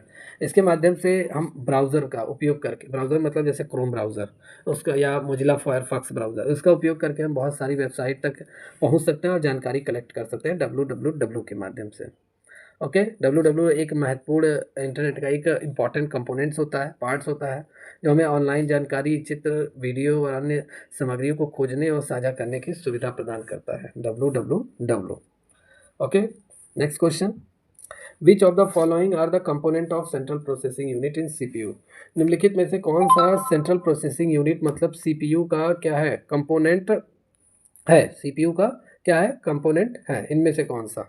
तो arithmetic logic unit and mouse, arithmetic logic unit and control unit, ये सही है, ठीक है। सेंट्रल प्रोसेसिंग यूनिट का जो मतलब कंपोनेंट्स घटक होता है सीपीयू का, वो आपका क्या होता है? वो आपका अर्थमेटिक लॉजिक यूनिट और कंट्रोल यूनिट। तो B is the right answer of this question. या B is the right answer. Arithmetic logic unit, अगर इसकी हम बात कर लें तो यह घटक जो होता है सीपीयू के भीतर सभी अंकगणित और तार्किक सूचनाओं का संचालन ये करता है। और कंट्रोल यूनिट की अगर हम बात कर लें तो ये जो घटक होता है ये प्रोसेसर के संचालन को ये निर्देशित करता है, या एएलयू और अन्य घटकों को बताता है कि इसे प्राप्त निर्देशों का जवाब कैसे दिया जाए, मतलब काम को कैसे किया जाए, किस तरीके से किया जाए, कंट्रोल यूनिट का काम होता है। चलिए नेक्स्ट क्वेश्चन। चलिए नेक्स्ट क्वेश्चन है, what is the name of device that convert digital signal to analog signal? किस डिवाइस का यूज़ करके हम डिजिटल सिग्नल को एनालॉग सिग्नल में बदलने का काम करते हैं, बदला जा सकता है? तो वो मॉडेम होता है, ठीक है। डिजिटल सिग्नल को हम एनालॉग सिग्नल में बदलते हैं। एनालॉग मतलब जैसे वाईफाई या इसी से रिलेटेड जो वर्क होता है, ठीक है। तो ये आपका हो गया C the right answer of this question. Where is the RAM located? RAM कहाँ स्थित होता है? तो रैम तो एक प्राइमरी मेमोरी है और ये मदरबोर्ड में स्थित होता है। C is the right answer of this question. Random access memory जो रैम है मुख्य रूप से कंप्यूटर के मदरबोर्ड में ये स्थित होता है, मदरबोर्ड में ही ये लगा रहता है रैम आपका। और रैम मॉड्यूल के लिए डिज़ाइन किए गए विभिन्न बहुत सारे स्लॉट वगैरह होते हैं, वहीं पे रैम लगा होता है मदरबोर्ड में। कभी आप मदरबोर्ड उठाएंगे तो वहाँ पे रैम और रोम आपको मिल जाएगा। ओके, तो ये सारी चीज़ें हैं। चलिए नेक्स्ट क्वेश्चन है, चार्ल्स वेबर ने पहला मैकेनिकल कंप्यूटर डिज़ाइन किया जिसका नाम क्या था? तो चार्ल्स वेबर ने जो पहला मैकेनिकल कंप्यूटर जो बनाया था, डिज़ाइन किया था, उसका नाम एनालिटिकल इंजन है। Is the right answer of this question, analytical engine. Next question है, if a computer provide database services other than it will be known as? यदि कोई कंप्यूटर अन्य को डेटाबेस सेवाएं प्रदान करता है तो उसे हम क्या कहते हैं? मतलब कंप्यूटर अन्य को डेटाबेस सेवाएं अगर प्रदान करेगा तो उसे हम डेटाबेस सर्वर कहते हैं। C is the right answer of this question, database server. ये होता क्या है? ये कंप्यूटर का एक सिस्टम होता है, कंप्यूटर की एक प्रणाली होती है जो डेटाबेस सेवाएं ही प्रदान करती है, प्रोवाइड करती है, या डेटा को स्टोर, प्रबंधित, साझा करने के लिए इसका उपयोग किया जाता है। मतलब जितने भी इंफॉर्मेशन आप टाइप करते हैं उनको स्टोर करना, मैनेज करना, शेयर करना डेटा को, इन सभी का काम किसका होता है? डेटाबेस सर्वर का होता है। और वेब सर्वर क्या करता है? ये वेब मतलब नेट, इंटरनेट, नाम से ही क्लियर है। तो वेब मतलब या वेबसाइटों को होस्ट करता है वेब सर्वर। एचटीटीपी अनुरोधों का जवाब देता है। सर्वर मतलब जैसे क्या, काम करने का तरीका, ठीक है। डेटा को कौन संभालता है? Database server. और वेबसाइटों को कौन होस्ट करता है? Web server. एप्लीकेशन सर्वर है, ये एप्लीकेशन को एग्जीक्यूट करता है, एप्लीकेशन को होस्ट करता है। और ये क्लाइंट को एप्लीकेशन सेवाएं प्रदान करता है। तो ये आपका अलग हो गया, ठीक है। एफटीपी का काम करता है। एफटीपी मतलब ये फाइलों को ट्रांसफ़र करने के लिए ये सर्वर यूज़ किया जाता है। एफटीपी फाइलों को स्थानांतरित करने के लिए, एफटीपी मतलब फाइल ट्रांसफ़र प्रोटोकॉल, ये इसका फुल फॉर्म है, इसका यूज़ किया जाता है। आप लोगों ने सुना होगा, कभी बैंक वगैरह में आप जाते हैं या बिजली का बिल जमा करने तो पता चलता है कि सर्वर अभी बिजी है। एक वर्ड वो लोग बोलते हैं क्या? सर्वर अभी बिजी है। तो अगर वो लोग नॉर्मली अगर कहेंगे कौन सा सर्वर बिजी है, सर्वर मतलब काम कर, जिसके थ्रू हम कोई काम को करते हैं वही होता है सर्वर। तो एक तरीके से ये आपका क्या होता है, जैसे सर्वर अगर बिजी है तो क्या, ये वेब सर्वर बिजी है, मतलब वेबसाइट अभी बिजी है। भाई वेबसाइट से ही तो लोग सारे चालान वगैरह जमा करते हैं। तो यही होता है आपका। चलिए नेक्स्ट क्वेश्चन है, यूआरएल का फुल फॉर्म कभी भी पूछा जा सकता है, इंपॉर्टेंट है। यूआरएल का फुल फॉर्म होता है uniform resource locator. A is the right answer of this question. U for uniform, R for resource, L for locator, ये इसका फुल फॉर्म है, uniform resource locator is the right answer of this question. Next question है, assembler का उपयोग किस भाषा में लिखे गए प्रोग्राम का अनुवाद करने के लिए यूज़ किया जाता है। आप लोगों ने असेंबली लैंग्वेज सुना होगा, तो वही है, ठीक है। असेंबलर का यूज़, असेंबली मतलब असेंबलर, इसका उपयोग किस भाषा में लिखे गए प्रोग्रामों का अनुवाद करने के लिए किया जाता है, असेंबली लैंग्वेज, ठीक है। असेंबलर का यूज़ हम असेंबली लैंग्वेज में, जितना असेंबली लैंग्वेज में जो भी प्रोग्राम वगैरह लिखा रहता है उसका अनुवाद करने के लिए हम असेंबलर का यूज़ करते हैं। असेंबलर एक डिवाइस भी हो सकता है, ठीक है। तो ये आपका होता है, यहाँ पे C is the right answer of this question. चलिए नेक्स्ट क्वेश्चन है, इनमें से कौन सा कैलकुलेशन का कार्य नहीं कर सकता। तो कैलकुलेटर तो भैया कैलकुलेशन का काम करता है, ये सही है। प्रिंटर भी आपका एक तरीके से हम कह सकते हैं कैलकुलेशन का वर्क कौन कौन नहीं कर सकता, प्रिंटर तो नहीं करेगा, ठीक है। प्रिंटर तो हमें आउटपुट देता है, आउटपुट देता है, ये कैसा कैलकुलेशन करेगा भाई। हम 2+3 अगर लिख कर दे प्रिंटर को, तो प्रिंटर तो प्रिंट करेगा ना, तो ये तो कैलकुलेशन का नहीं करता है। बाकी कंप्यूटर कैलकुलेशन का काम करता है, मोबाइल फ़ोन कैलकुलेटर होता ही है, कैलकुलेशन का काम करता है, प्रिंटर नहीं करता है। तो सी यहाँ पे ऑप्शन बी रहना चाहिए, लेकिन ए सी बी पहले आ गया है, तो प्रिंटर यहाँ पे राइट आंसर है। ये कैलकुलेशन का काम नहीं करता है। तो कैलकुलेटर का काम कौन कौन करता है, कैलकुलेशन का कैलकुलेटर करता है, कंप्यूटर करता है, मोबाइल फ़ोन, ये सारे करते हैं, लेकिन आपका प्रिंटर नहीं करता है। प्रिंटर से हमें रिपोर्ट की कई प्रतियां हमें मिलती हैं, फोटोकॉपी, मतलब प्रिंट करके हम कोई भी इंफॉर्मेशन को निकाल सकते हैं हार्ड कॉपी के रूप में। सीपीयू का फुल फॉर्म क्या होता है, सीपीयू का फुल फॉर्म बहुत बेसिक है और लगभग सभी को मालूम होना चाहिए, कभी भी एग्जाम में पूछ लिया जाता है। कोई ज़रूरी नहीं हो कि डिफ़िकल्ट ही पूछेगा, यही पूछ लेगा, आपको मालूम होना चाहिए। बहुत सारे लोग इसमें भी गलती कर देते हैं। सी फॉर सेंट्रल होता है, बहुत सारे लोग कंट्रोल लगा के चले जाते हैं, ठीक है। C for control processing unit ऐसे लगा के चले जाते हैं, तो सी फॉर सेंट्रल होता है। पी फॉर प्रोग्राम नहीं होता है, बहुत सारे लोग प्रोग्राम लगा के चले जाते हैं, तो पी फॉर प्रोसेसिंग होता है। और यू फॉर यूनिट लगभग सभी को मालूम होता है, ऐसा नहीं है। तो सेंट्रल प्रोसेसिंग यूनिट सीपीयू का फुल फॉर्म होता है, ये मालूम होना चाहिए आपका। सीपीयू को कंप्यूटर का क्या बोलते हैं, ब्रेन बोलते हैं, मस्तिष्क बोलते हैं। सारे काम यही तो करता है, मतलब कंप्यूटर, मॉनिटर, सभी को, मॉनिटर, प्रिंटर, माउस, कीबोर्ड, इन सभी को एग्जीक्यूट करने का काम किसी का सीपीयू के माध्यम से ही किया जाता है। जैसे आप जो काम करते हो, आप अपने, आपका जो ब्रेन करता है वही आप करते हो, तो वैसे कंप्यूटर जैसे वर्क करता है वो सीपीयू के आधार पे ही करता है। जैसे अगर मान लेते हैं ये मॉनिटर है, ठीक है, ये आपका माउस है, ये आपका कीबोर्ड है, ये आपका प्रिंटर है, ये आपका स्कैनर है, ये आपके साउंड है। अब इन सभी, एक तरीके से हम कह दें ये सभी क्या है, डिब्बा है। क्यों? अगर जब तक सीपीयू ना लगा हो तब तक ये सभी डिब्बा है। सीपीयू अगर लगा है तभी ये सभी वर्क करेंगे, ठीक है। मतलब बिना सीपीयू के ये सभी चल नहीं सकते। इलेक्ट्रिक दौड़ेगी, मैं कह सकता हूँ मॉनिटर में लाइट जलेगा, लेकिन कोई प्रोग्राम वगैरह नहीं आएगा, ठीक है। मॉनिटर भी यूपीएस उपीएस सब जलेंगे, लेकिन यह है कि कोई प्रोग्राम नहीं आएगा बिना सीपीयू के, तो ये सभी डिब्बा है बिना सीपीयू के। तो सीपीयू एक तरीके से इन सभी को चलाने का काम करता है, इसीलिए इसे ब्रेन कहते हैं कंप्यूटर का। कंप्यूटर के कितने भाग होते हैं, main parts of the computer. तो कंप्यूटर के टोटल 7 पार्ट होते हैं, 7 पार्ट्स होते हैं कंप्यूटर के। कौन कौन से, एक पहला हो गया सीपीयू, ये गणना का काम, प्रोसेसिंग कार्य, ये सारी चीज़ें करता है। दूसरा हो गया रैम, जिसे हम टेम्परेरी मेमोरी बोलते हैं, अस्थायी मेमोरी बोलते हैं, कुछ समय के लिए डेटा स्टोर करके रखता है, लाइट जाने पे ये स्टोर डेटा डिलीट भी हो सकता है, सिंपल सी बात है। थर्ड है आपका स्टोरेज डिवाइस। स्टोरेज डिवाइस में जैसे आपका एचडीडी, हार्ड डिस्क ड्राइव आपका आ गया। अब तक आजकल कंप्यूटर में, लैपटॉप में एसएसडी लगता है, ठीक है, हार्ड डिस्क हटा दिया है, उसी का नाम जो दे दिया है वो एसएसडी कर दिया है, मतलब सॉलिड स्टेट ड्राइव कर दिया है। परमानेंटली कोई भी वीडियो, फोटो, कोई भी फाइल वगैरह आप स्टोर करके इसमें रख सकते हैं, डिलीट नहीं होगा ऑटोमेटिक अपने आप। तो ये एक तरीके से हम कह सकते हैं परमानेंट मेमोरी होती है, कंप्यूटर के पार्ट्स हैं स्टोरेज डिवाइस। मदरबोर्ड, ये भी कंप्यूटर का पार्ट्स है। बिना मदरबोर्ड के सीपीयू कुछ नहीं है, ठीक है। मदरबोर्ड अगर ख़राब है तो सीपीयू में कोई भी यंत्र लगाओ, कोई भी चिप वगैरह लगाओ, सब बेकार है। मतलब सिंपल सी बात है, मदरबोर्ड का जो एक तरीके से हम कह सकते हैं रीढ़, जो सीपीयू का रीढ़ की जो हड्डी होती है वो मदरबोर्ड होती है। यहाँ पे सभी कंपोनेंट जोड़े जाते हैं, जैसे जो मदरबोर्ड होता है यहीं पे कीबोर्ड के भी तार जोड़े जाते हैं, माउस के भी जोड़े जाते हैं, अदर जितने भी रहते हैं आइटम सभी यहाँ पे जोड़े जाते हैं। पावर सप्लाई जैसे यूपीएस वगैरह, ये कंप्यूटर को लाइट प्रोवाइड कराता है, इलेक्ट्रिसिटी प्रोवाइड कराता है, तो ये पावर सप्लाई सीपीयू में भी लगा रहता है, ठीक है। तो ये आपका पार्ट है कंप्यूटर का। इनपुट डिवाइस जैसे कीबोर्ड, माउस, ये सभी कंप्यूटर के पार्ट्स हैं। आउटपुट डिवाइस जैसे प्रिंटर, मॉनिटर, ये सभी आउटपुट डिवाइस है, कंप्यूटर के कंपोनेंट हैं। और ये सभी कंपोनेंट एक साथ मिलकर ही वर्क करते हैं और जिससे कंप्यूटर का कार्य एनेबल होता है, फंक्शन कंप्यूटर करता है। नेक्स्ट है, कंप्यूटर में यूज़र को क्या कहा जाता है। जैसे यूज़र मतलब हम लोग, अब कंप्यूटर हम लोग चलाते हैं, हम लोग कंप्यूटर के यूज़र हैं, तो हम लोगों को एक शॉर्ट फॉर्म में क्या कहा जा सकता है, ह्यूमन वेयर कहा जाता है, ठीक है। ए is the right answer of this question. A is the right answer of this question. Computer में उपयोगकर्ता को ह्यूमन वेयर कहा जाता है, जो कंप्यूटर को ऑपरेट करता है उसे कहा जाता है। उपयोगकर्ता या कंप्यूटर को जो ऑपरेट करता है उसे ह्यूमन वेयर कहा जाता है। कंप्यूटर और यूज़र के बीच संचार का एक जरिया जो निकल आया है आज के समय में, वो यूज़र इंटरफेस होता है। यूज़र इंटरफेस मतलब कंप्यूटर का वह पार्ट्स होता है जिसे हम देखा, सुना, कहा, छुआ जा सकता है। यूज़र इंटरफेस की मदद से यूज़र कंप्यूटर को निर्देश देता है, उससे जानकारी हासिल करता है। चलिए नेक्स्ट क्वेश्चन। निम्नलिखित में किसे कंप्यूटर का मस्तिष्क कहते हैं? कंप्यूटर का ब्रेन। बार बार मैं बोल रहा हूँ सभी क्वेश्चन में, CPU is the brain of computer. C is the right answer of this question. PGA का फुल फॉर्म क्या होता है? मतलब पीजीए ग्राफिक कार्ड का फुल फॉर्म क्या होता है?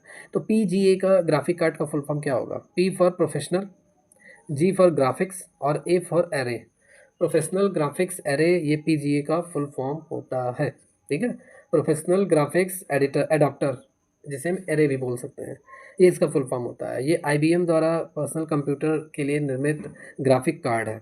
इसमें 3 परस्पर कनेक्टेड पीसीबी होते हैं। इसमें अपनी प्रोसेसर और मेमोरी होती है आपकी।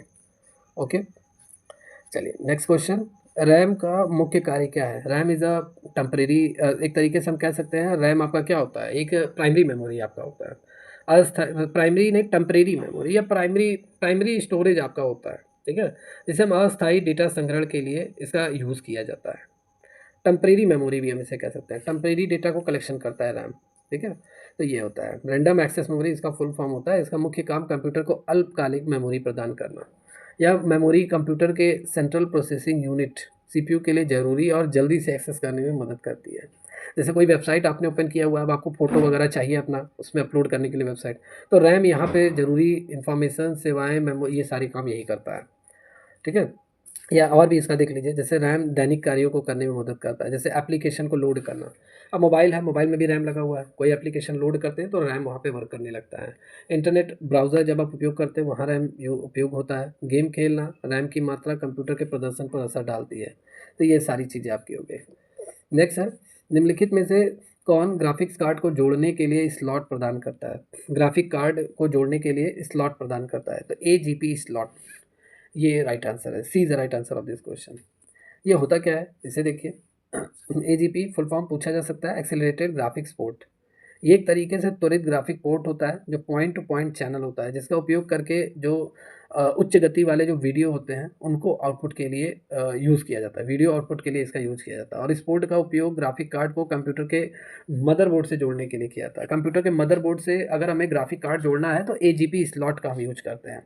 ये जो लोग हार्डवेयर नेटवर्किंग का कोर्स किए होंगे उनको इसके बारे में अच्छी जानकारी होगी। ठीक है, यही सब सारा उन लोगों को पढ़ाया ही जाता है, स्लॉट वगैरह। और जहाँ जिस पर सिस्टम के संसाधनों का अधिक कुशलता से उपयोग करते हुए मशीन ग्राफिक्स प्रस्तुत कर सकता है। ग्राफिक कार्ड होता क्या है? ग्राफिक कार्ड जैसे आपको हाई लेवल का मतलब वीडियो एनिमेशन करना है, फ़ोटो वगैरह हाई लेवल का या वीडियो वगैरह, ये सारी चीज़ें अगर फाइल वगैरह अपलोड करनी रहती है, एनिमेशन का वर्क करना रहता है, तो वहाँ पे ग्राफिक कार्ड यूज़ किया जाता है। चलिए नेक्स्ट क्वेश्चन है, इनमें से कौन सा आउटपुट डिवाइस है? तो keyboard input device, monitor output device. B is the right answer of this question. Scanner input device, mouse input device और यहाँ पे कीबोर्ड ऑलरेडी इनपुट डिवाइस, तो B is the right answer of this question. Monitor is the क्या? Monitor is the output device. Monitor एक output device है। Monitor का काम मतलब मॉनिटर मतलब एक तरीके से इसका ट्रांसलेशन निगरानी करना। ठीक है, कॉमन टाइप इसके क्या क्या होंगे? एलसीडी, एलईडी, ओएलईडी, ओएलईडी, सभी फॉर्म में अब आपके मॉनिटर आने लगे हैं। प्रिंटर आपका क्या? आउटपुट डिवाइस है। और स्पीकर आपका आउटपुट डिवाइस है। प्रोजेक्टर आउटपुट डिवाइस है, छवि प्रदान करता है, वीडियो हमें दिखाता है। हेडफोन हमें आवाज़, भाई हेडफोन की मदद से हम गाना वगैरह सुनते हैं, आउटपुट हमें मिलता है, आउटपुट डिवाइस है। प्लॉटर बड़े बड़े जो पिक्चर्स वगैरह होते हैं उनको प्रिंट करके निकालने का काम किसका होता है? प्लॉटर का होता है, तो आउटपुट हमें देता है, तो ये सभी आउटपुट डिवाइस है। ओके, या नेक्स्ट क्वेश्चन। एएलयू और कंट्रोल यूनिट को एक साथ आमतौर पर के रूप में जाना जाता है। एएलयू मतलब अर्थमेटिक लॉजिक यूनिट, और कंट्रोल यूनिट इसको हम एक तरीके से प्रोसेसर हम कह सकते हैं, प्रोसेसर के रूप में जाना जाता है। प्रोसेसर मतलब जो इंस्ट्रक्शन है या हम कह सकते हैं डेटा है जो हमने टाइप किया है, अब उसको कैसे एग्जीक्यूट करना है। ठीक है, कैसे माउस के हेल्प से हम जो डेटा डाल रहे हैं, कीबोर्ड के हेल्प से जो डेटा डाल रहे हैं कंप्यूटर में, उन सभी को जल्दी से कार्य कैसे करना है, वर्क कैसे करना है, रिजल्ट कैसे देना है, ये सभी काम इन्हीं लोगों का होता है। तो ये प्रोसेसर होते हैं, इन्हें हम प्रोसेसर कह सकते हैं। यहाँ पे ये बी नहीं, यहाँ पे सी, यहाँ पे बी लिखा है तो यहाँ पे बी ही रहना चाहिए, ठीक है। ए बी सी रहना चाहिए लेकिन सी पहले आ गया है, तो यहाँ पे B is the right answer of this question. Processor, processor एक इंटीग्रेटेड इलेक्ट्रॉनिक सर्किट होता है जो अंक गणितीय लॉजिक यूनिट और बेसिक इंस्ट्रक्शन को क्या करता है, ऑपरेट करता है। नेक्स्ट क्वेश्चन है सॉफ्टवेयर शब्द का क्या अर्थ होता है। सॉफ्टवेयर का मतलब क्या होता है। सॉफ्टवेयर मतलब एक तरीके से जो हम गाइडेंस वगैरह देते हैं कंप्यूटर को, सॉफ्टवेयर के माध्यम से ही देते हैं। तो निर्देश जो कंप्यूटर को कार्य करने के लिए कहते हैं, मतलब हम पूरी तरीके से जो डेटा वगैरह टाइप करते हैं अब कंप्यूटर जल्दी से काम करे, तो वो सॉफ्टवेयर के आधार पे ही हम कंप्यूटर पे काम करते हैं। तो एक तरीके से ये एक instruction that ask computer to work, एक ऐसा निर्देश जो होता है जो कंप्यूटर को कार्य करने के लिए कहते हैं, वही आपके क्या होते हैं, सॉफ्टवेयर होते हैं। B is the right answer of this question. Software, computer विज्ञान में सॉफ्टवेयर का मतलब निर्देश या प्रोग्रामों का समूह होता है, वह समूह जो कंप्यूटर को किसी खास काम को करने के लिए क्या करता है, गाइड करता है, निर्देश देता है कंप्यूटर को काम करने के लिए। जैसे आप मान लेते हैं माइक्रोसॉफ्ट वर्ड पे काम कर रहे हैं, तो आप टाइप वगैरह करेंगे और जब उसका पीडीएफ वगैरह निकालेंगे तो उसी आधार पे सॉफ्टवेयर भी वर्क करेगा। मतलब माइक्रोसॉफ्ट ऑफिस, ये सॉफ्टवेयर जो भी आप यूज कर रहे हैं, जो भी वर्जन, उसी के आधार पे आप काम करेंगे। सभी का अपना अलग अलग होता है। और सॉफ्टवेयर कंप्यूटर को ये बताता है कि कैसे काम करना है, किस तरीके से काम करना है। सॉफ्टवेयर कंप्यूटर को चलाने के लिए भी ज़रूरी होता है, बिना सॉफ्टवेयर के कंप्यूटर चल नहीं सकता। भाई सीपीयू एक तरीके से डिब्बा है, अगर जब तक सॉफ्टवेयर इसमें ना पड़ा रहे तब तक कंप्यूटर चलेगा भी नहीं, मॉनिटर वगैरह कुछ दिखाई नहीं देगा। तो सॉफ्टवेयर कंप्यूटर को चलाने के लिए ज़रूरी होता है। और सॉफ्टवेयर कंप्यूटर को विशिष्ट काम करने के लिए सक्षम बनाता है। सॉफ्टवेयर कंप्यूटर का परिवर्तनशील भाग होता है। और एक जो आप लोग हमेशा से पढ़ते हैं, सॉफ्टवेयर हार्डवेयर से अलग होता है। हार्डवेयर कंप्यूटर के भौतिक पहलू को कहते हैं, जिन्हें हम छू सकते हैं, देख सकते हैं, वो आपके हार्डवेयर होते हैं। हार्डवेयर जैसे क्या, जैसे जिन्हें हम देख सकते हैं, छू सकते हैं, जैसे monitor, keyboard, mouse, printer, plotter, ये सभी आपके हार्डवेयर है। सॉफ्टवेयर मतलब जिन्हें हम देख नहीं सकते, छू नहीं सकते, वो आपके सॉफ्टवेयर होते हैं। सॉफ्टवेयर जैसे आपके क्या एग्जांपल, जैसे इंटरनेट ब्राउज़र, जैसे गूगल क्रोम हो गया, इंटरनेट एक्सप्लोरर हो गया, मोजिला फायरफॉक्स हो गया, ये सभी आपके सॉफ्टवेयर हैं। इन्हें हम देख सकते हैं, छू नहीं सकते, इनके थ्रू हम वर्क करते हैं कंप्यूटर में। ईमेल प्रोग्राम हो गया, आउटलुक और जीमेल, ये सभी आपके क्या है, सॉफ्टवेयर हैं।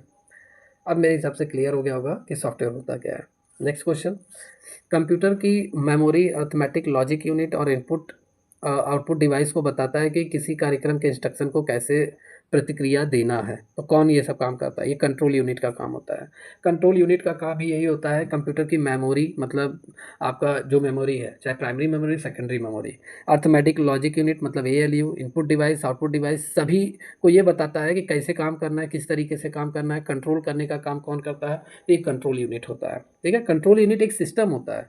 देखिए स्कूल में अगर हम बात कर लें कि स्कूल में प्रिंसिपल जो मेन होता है, यही सभी टीचर को गाइड करता है कि किसको किस क्लास में जाना है, किस क्लास में किसको क्या पढ़ाना है, किसको मैथ पढ़ाना है, इंग्लिश पढ़ाना है, ये कौन बताता है, प्रिंसिपल। जैसे यही कंट्रोल यूनिट है, ठीक है। वैसे कंट्रोल यूनिट समझ में आ गया। और इसके जो कंपोनेंट हो जाएंगे वो आपके माउस, कीबोर्ड, प्रिंटर, यही सब, इन सबको बताता है कि कैसे क्या काम करना है। तो B is the right answer of this question. Okay, या चलिए नेक्स्ट क्वेश्चन, कंप्यूटर से जुड़े तथ्य इनको आप पढ़ लेना। और ये कंप्यूटर से जुड़े जो फैक्ट होते हैं, जैसे कंप्यूटर को निर्देश और डेटा देने के लिए डिवाइस जिसको हम यूज़ करते हैं उन्हें इनपुट डिवाइस बोलते हैं। प्रोसेस किए गए डेटा के परिणामों को दिखाने के लिए जो डिवाइस हम यूज़ करते हैं वो आउटपुट डिवाइस होते हैं, जैसे मॉनिटर वगैरह हो गया। भाई जो टाइप किया वो हमें कहाँ दिखेगा, मॉनिटर पे, monitor is output device. Keyboard से टाइप करना कि कंप्यूटर को इनपुट कहते हैं, और मॉनिटर पर दिखने वाला जो टेक्स्ट होता है उसे हम आउटपुट बोलते हैं। कंप्यूटर के आउटपुट डिवाइस में monitor, printer, audio adapter, graphics processing unit, ये सभी आपके आ जाएंगे। स्पीकर और प्रिंटर भी आउटपुट डिवाइस होते हैं, क्योंकि स्पीकर से हमें ऑडियो आउटपुट मिलता है, भाई आवाज़ हमें सुनाई देता है। और प्रिंटर से हम फोटो वगैरह या डॉक्यूमेंट वगैरह प्रिंट कर सकते हैं हार्ड कॉपी के रूप में।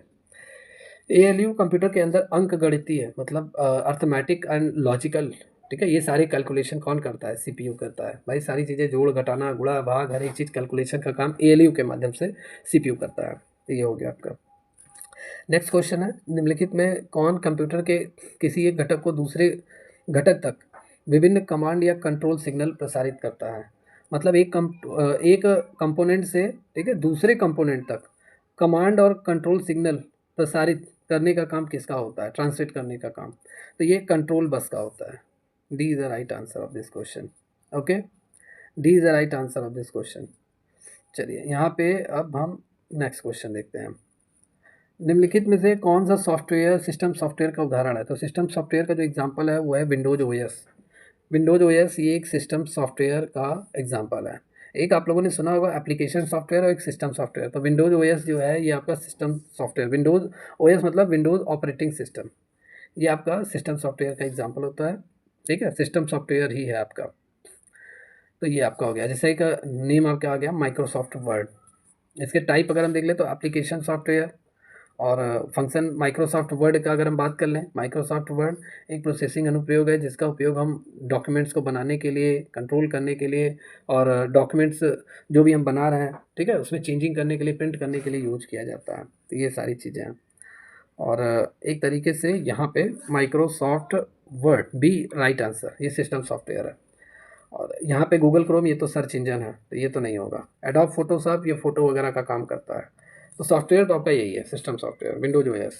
B is the right answer of this question. Next question है, माइक्रो प्रोसेसर और मेमोरी को जोड़ने वाले तारों का जो सेट होता है, जो केबल वगैरह होते हैं, जो माइक्रो प्रोसेसर से, माइक्रो प्रोसेसर मतलब सीपीयू सीधा सीधा, और मेमोरी को जोड़ने वाला जो तार होता है, उसका सेट जो होता है, जिसके माध्यम से जो भी डेटा रहता है मेमोरी से माइक्रो प्रोसेसर से मेमोरी तक प्रवाहित होता है, वो क्या कहलाता है? तो वो आपका होता है डेटा बस, उसे हम बोलते हैं। ठीक है, डेटा बस हम उसे बोलते हैं, डेटा बेस नहीं, डेटा बस। डेटाबेस एक से अधिक पैरेलल सिग्नल लाइन द्वारा बनी होती है, जिसमें डेटा दोनों तरफ भेजा जाता है। मतलब माइक्रो प्रोसेसर से मेमोरी, मेमोरी से माइक्रो प्रोसेसर, डेटा फ्लो करता है। तो यहाँ पे D is the right answer of this question. Data bus होता क्या है, इसको जरा ध्यान से देखिए। डेटाबेस एक सिस्टम होता है, एक प्रणाली होती है जिसका उपयोग कंप्यूटर के विभिन्न घटकों, विशेष रूप से माइक्रो प्रोसेसर मतलब जैसा मैंने कहा ना सीपीयू, और मेमोरी के बीच बातचीत करने का एक, हम कह सकते हैं एक तरीका होता है, संवाद करने का एक माध्यम होता है डेटा बस। यह डेटा एक सुव्यवस्थित तरीके से स्थानांतरित करने की अनुमति देता है। तो यही होता है। जैसे आपके मोबाइल में मान लेते हैं एक अच्छी मूवी है, ठीक है, अब इसको आप ट्रांसफ़र करना चाहते हैं अपने कंप्यूटर में, तो आप कैसे करेंगे? तो आप एक केबल लगाएंगे कि नहीं, सीपीयू में लगाएंगे, फिर उसके माध्यम से आप उस मूवी को ट्रांसफ़र करेंगे। तो यही डेटा बस है। ठीक है, यही डेटा बस है, या मॉडेम वगैरह जो भी है, यही है आपका। चलिए नेक्स्ट क्वेश्चन, इसे आप पढ़ लेना नोट्स में। कैसी लग रही है क्लास, कमेंट करके ज़रूर बताइए, और समझ में आ रहा हो तो चैनल को लाइक एंड सब्सक्राइब करना ना भूलें। बाकी जितने भी स्टूडेंट जो commerce as a special subject की तैयारी करना चाहते हैं, तो आप हमारी एकेडमी ऑफिशियल ऐप को तुरंत डाउनलोड कर लीजिए। और सारी क्लासेस रनिंग मोड में है, किसी भी एग्ज़ाम की अगर आप तैयारी कर रहे हैं, चेक कीजिए ऐप पर। और तैयारी अगर आप करना चाहते हैं कॉमर्स का सिलेबस वाइज, चैप्टर वाइज, तो आप हमारी एकेडमी ऑफिशियल ऐप जो आपको गूगल प्ले स्टोर से मिल जाएगा, वहाँ पे रजिस्टर लॉगिन करके आप हमारे सभी बैचों से जुड़ सकते हैं, जो जो जिस एग्ज़ाम के लिए आप प्रिपरेशन कर रहे हैं। ठीक है, चलिए नेक्स्ट क्वेश्चन यहाँ पे बात करते हैं। एक ऑपरेटिंग सिस्टम का मुख्य उद्देश्य क्या होता है? ऑपरेटिंग सिस्टम का जो मुख्य उद्देश्य होता है वो हार्डवेयर सॉफ्टवेयर संसाधनों को मैनेज करने का काम होता है ऑपरेटिंग सिस्टम का। ओके, तो A is the right answer of this question. Operating system जैसे हार्डवेयर, जैसे आपका सीपीयू, मॉनिटर, माउस, प्रिंटर, इन सबको, और सॉफ्टवेयर के माध्यम से दोनों को एक तरीके से जोड़ने का काम करता है ऑपरेटिंग सॉफ्टवेयर। ठीक है, आपको कोई काम करना है तो आप किस पे करेंगे? बिना सॉफ्टवेयर के तो आप करेंगे नहीं, और हार्डवेयर का यूज करके करेंगे। तो यही होता है आपका ऑपरेटिंग सिस्टम का जो मुख्य उद्देश्य होता है, ये हार्डवेयर सॉफ्टवेयर के बीच इंस्ट्रक्शन को संभालता है, या कंप्यूटर के प्रोग्रामों को चलाने में मदद करता है ऑपरेटिंग सिस्टम सॉफ्टवेयर। और बहुत सारे लोगों का कंप्यूटर का गलत तरीके से इस्तेमाल करने से रोकता है operating system. Input output memory आवंटन जैसे हार्डवेयर कार्यों के लिए प्रोग्राम और हार्डवेयर के बीच मध्यस्थ के रूप में भी, ये मीडिएटर के रूप में भी काम करता है। यह सिस्टम के संसाधनों का प्रबंधन करता है, या अनुप्रयोगों हार्डवेयर के निपटने का एक स्थिर तरीका देता है। तो ये सारी चीज़ें ऑपरेटिंग सिस्टम के बारे में है। चलिए नेक्स्ट क्वेश्चन, डेटा ट्रांसफ़र करने के लिए, मेमोरी लोकेशन निर्दिष्ट करने के लिए किस बस का उपयोग किया जाता है? ठीक है, किस बस का यूज़ किया जाता है? तो देखिए यहाँ पे address bus is the right answer of this question. Computer को कंट्रोल करने का अगर कोई बात आएगा तो वो यहाँ पे आपका किस में, कंट्रोल बस में आएगा। डेटा ट्रांसफ़र करने के लिए आएगा तो वो डेटा बस में आएगा। लेकिन यहाँ पे देखिए मेमोरी लोकेट करने के लिए, जैसे कोई भी अगर आप मान लेते हैं फाइल वगैरह सीपीयू में ट्रांसफ़र कर रहा है, अब किस फाइल में, मतलब किस में आप रखेंगे? ड्राइव में, सी ड्राइव में रखेंगे कि डी ड्राइव में रखेंगे कि ई ड्राइव में रखेंगे, कहाँ पे उस फाइल को रखेंगे? तो ये एड्रेस बस ही आपको बताता है, दिखाता है कि ये ड्राइव है। तो एड्रेस बस का यही काम होता है। C is the right answer of this question. ठीक है, एड्रेस बस का उपयोग फिजिकल एड्रेस निर्दिष्ट करने के लिए किया जाता है, जब एक एड्रेस डीएमए सक्षम डिवाइस को मेमोरी लोकेशन को पढ़ने की, लिखने की आवश्यकता होती है। तो ये होता है आपका एड्रेस बस। नेक्स्ट क्वेश्चन है, निम्नलिखित में से कौन सा कंप्यूटर का भाग केंद्रीय नाड़ी तंत्र कहलाता है, मतलब सेंट्रल नर्वस सिस्टम किसे कहते हैं कंप्यूटर का? तो कंप्यूटर का central nervous system control unit होता है, ठीक है, रीढ़ की हड्डी इसे ये बोलते हैं कंट्रोल यूनिट को कंप्यूटर का। D is the right answer of this question. Control unit computer की संरचना का एक महत्वपूर्ण घटक है, मतलब कंप्यूटर को पूरी तरीके से चलाने का काम, कंट्रोल करने का काम कंट्रोल यूनिट का होता है, ठीक है। क्या क्या काम होते हैं कंट्रोल यूनिट के? सबसे पहले आदेश डिकोडिंग करना, मतलब इंस्ट्रक्शन डिकोडिंग का काम होता है। मतलब कंट्रोल यूनिट जो होता है मेमोरी से लाए गए आदेशों को ये क्या करता है, एक्सप्लेन करता है, व्याख्यात करता है, और यह निर्धारित करना है कि कौन सा कार्य करना है। जैसे भाई आपने टाइप कर दिया, जैसे आप कोई भी डेटा वगैरह टाइप कर रहे हैं, अब आपने टाइप कर लिया, अब आप क्या कर रहे हैं, आप सेव कर रहे हैं, तो सेव करने जा रहे हैं तो आप पीडीएफ आप चाहते हैं, तो जाहिर बात है पीडीएफ पे आप क्लिक करेंगे, फाइल का नेम डालेंगे, जैसे सेव पे क्लिक करेंगे तो वहाँ पे कंट्रोल यूनिट अपना काम करेगा कि इसे सेव कहाँ करना है, किस फाइल में सेव करना है, ठीक है, और किस ड्राइव में सेव करना है, और कैसा हमें आउटपुट देना है। तो ये सब कंट्रोल यूनिट का ही कार्य होता है। और ये सारी चीज़ें हैं। कंट्रोल सिग्नल जनरेशन, जैसे सीपीयू और अन्य घटकों के संचालन को विनियमित करने के लिए नियंत्रण सिग्नल का उपयोग किया जाता है, तो ये इसके माध्यम से होता है। तो ये सारी चीज़ें होती हैं, इसको आप नोट्स में पढ़ लेना। चलिए नेक्स्ट क्वेश्चन। मदरबोर्ड आपका क्या होता है? मदरबोर्ड, तो मदरबोर्ड जैसा मैंने बोला ना, एक सर्किट बोर्ड होता है जहाँ पे इनपुट और आउटपुट डिवाइस सभी एक दूसरे के साथ कनेक्टेड होते हैं। जैसे सर्किट बोर्ड होता है, यहाँ पे सीपीयू और अन्य सभी चिप वगैरह भी लगे रहते हैं, ठीक है। तो यही मेन होता है, मेन मदरबोर्ड ही होता है सीपीयू में। ये ना हो तो सीपीयू खोखला है, बेकार है, ठीक है। जैसे मदरबोर्ड अगर ख़राब है, मतलब सीधा सीधा जैसे एक आदमी का पेट होता है, ठीक है। अब पेट ही उसका पूरी लीवर लीवर ही अगर पूरा डिस्टर्ब है तो वो कोई खाना डाइजेस्ट नहीं कर पाएगा। तो ऐसे सीपीयू में जो मदरबोर्ड नहीं रहेगा तो वो मदरबोर्ड नहीं है तो कंप्यूटर वर्क ही नहीं करेगा, सीपीयू चलेगा ही नहीं। तो सर्किट बोर्ड ये होता है जहाँ पे सीपीयू और अन्य चिप लगे होते हैं। तो D is the right answer of this question. Okay. Byte का मतलब क्या होता है, बाइट का अर्थ क्या होता है? तो बाइट एक तरीके से हम कह सकते हैं ये एक स्टोरेज का सबसे छोटा यूनिट होता है। आज की क्लास में मैंने बताया, जैसे आपने मान लेते हैं टाइप किया ए, तो ए आपने टाइप किया, अब इसने कितना स्टोरेज लिया है सीपीयू में, ठीक है, आपने टाइप किया कितना जगह इसने लिया है स्टोरेज में, तो वही कलेक्शन स्टोरेज का सबसे छोटी इकाई होती है बाइट, ठीक है। सबसे छोटा तो बिट होता है, फिर बाइट होता है।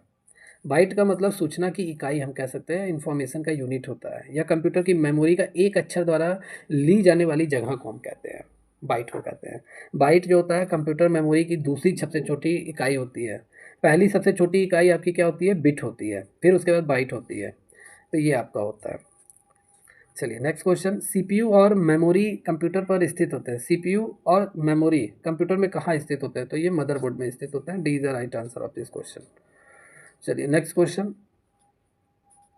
या इसको आप पढ़ लेना पूरा नोट्स के माध्यम से। निम्नलिखित में से कौन सा वेब ब्राउज़र है? तो माइक्रोसॉफ्ट एक्सेल, यहाँ पे वेब ब्राउज़र देखना है, तो वेब ब्राउज़र आपका गूगल क्रोम, गूगल क्रोम आपका वेब ब्राउज़र है, सर्च इंजन है आपका ये, ठीक है। एडोब फोटोशॉप एक सॉफ्टवेयर है, ये भी सॉफ्टवेयर है, ये भी सॉफ्टवेयर है, ठीक है। तो ये सभी आपके, लेकिन ये वेब क्रोम, गूगल क्रोम, ये आपका वेब ब्राउज़र है, ठीक है। तो वेब ब्राउज़र एक सॉफ्टवेयर प्रोग्राम है जो उपयोगकर्ताओं को इंटरनेट पर वेबसाइटों तक पहुँचने और देखने की सुविधा प्रदान करता है। मदरबोर्ड का कौन सा मदरबोर्ड का भाग नहीं है, इनमें से कौन सा मदरबोर्ड का पार्ट्स नहीं है? तो एक्सपेंशन इस कार्ड स्लॉट, ये मदरबोर्ड का पार्ट्स है। डीवीडी ड्राइव ये नहीं है। स्टोरेज कनेक्टर ये भी है, मेमोरी स्लॉट ये भी है। डीवीडी ड्राइव ये नहीं है आपका मदरबोर्ड का पार्ट, बाकी और सभी हैं। मदरबोर्ड मतलब कंप्यूटर का मुख्य बोर्ड भी इसे हम कहते हैं। कंप्यूटर के अंदर प्राथमिक सर्किट होता है जिसमें सीपीयू, ड्राइव, पेरिफेरल डिवाइस एक दूसरे से क्या होते हैं, कनेक्टेड होते हैं। तो DVD drive, digital video disc, ये एक तरीके से स्टोरेज डिवाइस है, ये मदरबोर्ड का पार्ट्स नहीं है। यूआरएल का फुल फॉर्म पूछा गया है, अभी मे भी शायद पहले क्वेश्चन में आया था, ये रिपीट हो गया है। यूनिफॉर्म रिसोर्स लोकेटर इसका फुल फॉर्म है। ओके। साटा एंड आईडीई ये क्या होता है? तो साटा एंड आईडीई हार्ड डिस्क के प्रकार हैं, हार्ड डिस्क के टाइप हैं। नाम आपको थोड़ा डिफरेंट लग रहा होगा, अगर आपने पहले पढ़ा हुआ है तो आपको डिफरेंट नहीं लगेगा, लेकिन आप पहली बार पढ़ रहे हो तो थोड़ा डिफरेंट लगेगा। ये हार्ड डिस्क के टाइप हैं, हार्ड डिस्क के प्रकार हैं। हार्ड डिस्क एक परमानेंट स्टोरेज डिवाइस है, ठीक है। जैसे मोबाइल में आपके चिप लगा रहता है, वो परमानेंट स्टोरेज है। कोई भी फोटो वोटो अगर आप सेव कर रहे हैं तो चिप में आपके जाता है, या मोबाइल में एक स्टोरेज डिवाइस हार्ड डिस्क लगा है, तो इसे साटा ये हार्ड डिस्क का ही एक पार्ट्स होता है। हार्ड डिस्क के टाइप है ये। कौन सी तकनीक का वायरलेस संचार के लिए उपयोग किया जाता है? तो ब्लूटूथ, ब्लूटूथ ये वायरलेस कम्युनिकेशन के लिए यूज़ किया जाता है। भाई ब्लूटूथ के माध्यम से हम कोई भी फाइल, फ़ोटो, ठीक है, वीडियो को हम भेज सकते हैं, ठीक है। एक मोबाइल से दूसरे मोबाइल तक कोई भी वीडियो फाइल हम क्या कर सकते हैं, भेज सकते हैं, ले सकते हैं। तो वायरलेस संचार के लिए ब्लूटूथ का यूज़ किया जाता है। B is the right answer of this question. Next question है, मदरबोर्ड पर सीपीयू और मदरबोर्ड पर लगे पुर्जों को जोड़ता है, कौन जोड़ता है? मदरबोर्ड पर सीपीयू और मदरबोर्ड पर लगे दूसरे पुर्जों को जोड़ने का काम किसका होता है? सिस्टम बस का होता है। तो B is the right answer of this question. System bus क्या काम करता है? सीपीयू और मदरबोर्ड पर लगे गए पुर्जों को जोड़ता है, उनके बीच डाटा और संकेतों का आदान प्रदान करता है। सिस्टम बस 3 भागों में डाटा बस, एड्रेस बस, कंट्रोल बस में बटा होता है। ओके। फायरवॉल का मुख्य उद्देश्य क्या होता है? एक फायरवॉल, इसका मुख्य उद्देश्य क्या होता है? तो फायरवॉल का काम क्या होता है? फायरवॉल, जैसे आपके कंप्यूटर में अगर कोई इलीगल वर्क हो रहा है या कोई हैक कर रहा है तो आपको वो सचेत कर देता है, ठीक है, इन्फॉर्म कर देता है। मतलब अवैध पहुंच से नेटवर्क की रक्षा करता है, सिंपल सी बात है, प्रोटेक्ट करता है आपके नेटवर्क को। जैसे आप गलत साइट पे भी अगर जा रहे हैं तो फायरवॉल ये सारी चीज़ें इंडिकेट कर देता है, बता देता है। तो अवैध पहुंच से नेटवर्क की रक्षा करने का काम होता है। एक तरीके से ये सेफ्टी सिस्टम होता है, सिक्योरिटी सिस्टम होता है कंप्यूटर का, जिसका मुख्य उद्देश्य नेटवर्क और कंप्यूटर सिस्टम की सुरक्षा करना या इनकमिंग और आउटगोइंग ट्रैफिक को नियंत्रित करता है, संभावित खतरों से बचाने में मदद करता है। चलिए नेक्स्ट क्वेश्चन है, कौन सा नेटवर्क बड़े भौगोलिक क्षेत्रों में कंप्यूटर को जोड़ता है? तो बड़े भौगोलिक क्षेत्रों में कंप्यूटर को जोड़ने का काम लैन मतलब लोकल एरिया नेटवर्क, तो ये तो नहीं हो सकता। वैन यही है आपका वाइड एरिया नेटवर्क, लेकिन आपका मैन भी हो सकता है, मेट्रोपॉलिटन एरिया नेटवर्क, ठीक है। पैन मतलब पैन भी आपका एक छोटे लेवल पे ही है, मतलब पूरे भारत में है, सॉरी पैन, ठीक है। तो यहाँ पे आपका अगर हम इस बात यहाँ पे बात करें तो आपका वाइड एरिया नेटवर्क ही आंसर है, सही रहना चाहिए। जो एक लार्ज जियोग्राफिकल मतलब बड़े भौगोलिक क्षेत्रों को जो जोड़ता है वो वाइड एरिया नेटवर्क होता है। B is the right answer of this question. Metropolitan area network ये शहर शहर को जोड़ता है, इसको अभी मैं डिटेल में क्लियर करता हूँ। देखिए, वाइड एरिया नेटवर्क यह एक ऐसा नेटवर्क है जो बड़े भौगोलिक क्षेत्रों में कंप्यूटर और अन्य उपकरणों को जोड़ता है, जैसे शहर, देश, महाद्वीपों के बीच, ठीक है, जितने भी कॉन्टिनेंट्स वगैरह हैं इन सभी को नेटवर्क के माध्यम से, इंटरनेट के माध्यम से जोड़ने का काम इसी का होता है, तो इसीलिए इसका नाम वाइड एरिया नेटवर्क है। लोकल एरिया नेटवर्क जैसे आपके घर, ऑफिस, स्कूल में नेटवर्क मतलब नेट वगैरह ये सारी चीज़ें इसकी पहुंचाना इसका काम होता है, local area network. Metropolitan area network जैसे एक बड़ा शहर है, बड़ी टाउन है, यहाँ पे कंप्यूटर को जोड़ने का काम करता है। लोकल एरिया में मतलब जैसे आपके शहर, घर, ऑफिस, आपके घर, ऑफिस, स्कूल में कंप्यूटर नेटवर्क को जोड़ने का काम।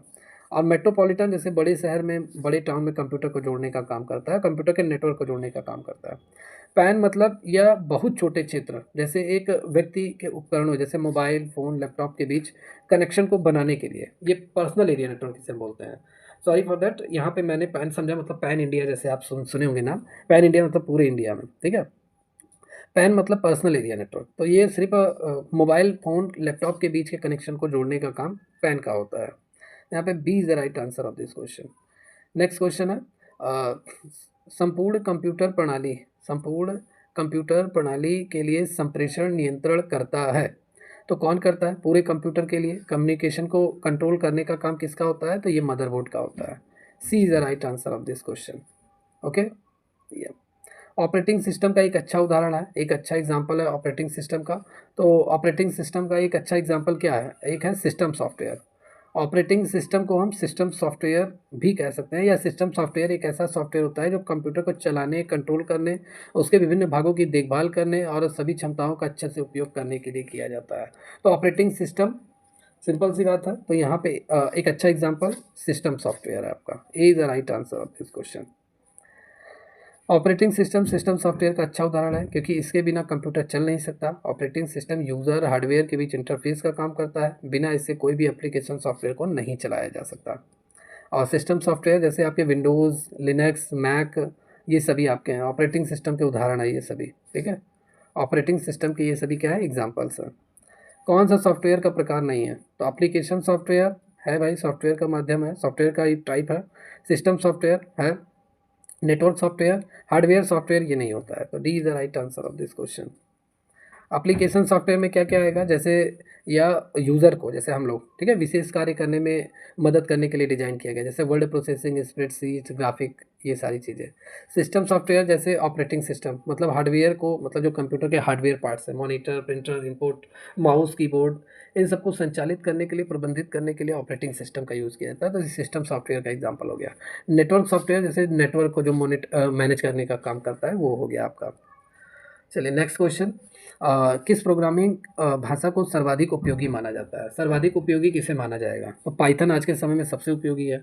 पाइथन अगर आपने सीखा है तो बहुत तरीके के लैंग्वेज वगैरह, मतलब सिंपल सी बात है, ऐप वगैरह या कोडिंग का काम आसानी से आप कर सकते हैं। तो पाइथन इंपॉर्टेंट है, तो ये the right answer of this question. Python का अगर बहुत सर्वाधिक उपयोगी माना जाता है क्योंकि यह सरलता, पढ़ने में आसानी होता है, और जैसे डेटा विज्ञान, मशीन लर्निंग, वेब विकास, ऑटोमेशन, इन सभी जगह पाइथन का यूज किया जाता है। इंपॉर्टेंट है। जावा क्या होता है? जावा एक लोकप्रिय प्रोग्रामिंग लैंग्वेज है। विशेष रूप से एंटरप्राइज सॉफ्टवेयर और मोबाइल एप्लीकेशन के लिए जावा का यूज किया जाता है, लेकिन इसकी जटिलता के कारण नए प्रोग्रामर के लिए इतनी उपयोगी नहीं मानी जाती है। और सी डबल पॉजिटिव मतलब double, C double plus plus, simple सी बात है, ये एक शक्तिशाली भाषा है जिसका उपयोग सिस्टम प्रोग्रामिंग, गेम के विकास में किया जाता है, लेकिन इसे सीखना काफ़ी कठिन हो सकता है। HTML आप सभी लोग जानते होंगे, HTML के माध्यम से वेबसाइट वगैरह बनता है। ये मार्कअप लैंग्वेज है या वेब पेजों के निर्माण के लिए उपयोगी होता है, और प्रोग्रामिंग भाषा इसे नहीं माना जाता है। तो ये आपका हो गया। Next question. मल्टीटास्किंग का अर्थ क्या होता है? मल्टीटास्किंग मतलब एक ही समय में आप बहुत तरीके के काम कर लेते हैं, ठीक है, एक ही समय में, तो वही होता है मल्टीटास्किंग। तो उस आधार पर अगर हम राइट आंसर देखें तो आपका तो ए आंसर यहाँ पे सही है। एक ही समय में नहीं, एक समय में एक कार्य करना, ये गलत है। एक समय में कई कार्य करना, ये मल्टीटास्किंग होता है। कंप्यूटर को मल्टीटास्किंग डिवाइस क्यों बोलते हैं? क्योंकि एक साथ बहुत सारे काम कर सकता है। भाई कंप्यूटर एक साथ बहुत सारे काम कर सकता है। आप इधर गाना भी सुन रहे हो कंप्यूटर में, इधर आप टाइपिंग भी आप कर रहे हो, इधर आप सर्च भी अलग से कर रहे हो, 2-3 फाइल आप सर्च कर रहे हो, वेबसाइट पे सर्च कर रहे हो, तो सभी काम कंप्यूटर कर रहा है। इधर आपको गाना वाना सब सुना रहा है, इधर आप वेबसाइट पे सर्च वगैरह कर रहे हो, इधर आप टाइप भी कर रहे हो। तो कंप्यूटर एक समय में बहुत तरीके के काम कर सकता है, तो यही होता है मल्टीटास्किंग। बाइनरी नंबर सिस्टम में दो का अर्थ क्या होता है? तो बाइनरी नंबर सिस्टम में दो का अर्थ होता है मतलब 0 और 1, ये होता है दो का मतलब। और दो का मतलब वैसे बेसिकली अगर देखा जाए तो बाइनरी नंबर सिस्टम में 10 होता है, दो का मतलब, ठीक है। बाइनरी नंबर सिस्टम में केवल दो संख्याएं होती हैं, 0 और 1 का उपयोग किया जाता है। तो यहाँ पे तो बेसिकली 10 रहता है अगर एक अंक में अगर हम बात कर लें। जैसे डेसिमल 2 और बाइनरी में हम क्या बोलेंगे? 10 बोलेंगे। ओके, तो दो का मतलब 10 होता है बाइनरी नंबर सिस्टम में।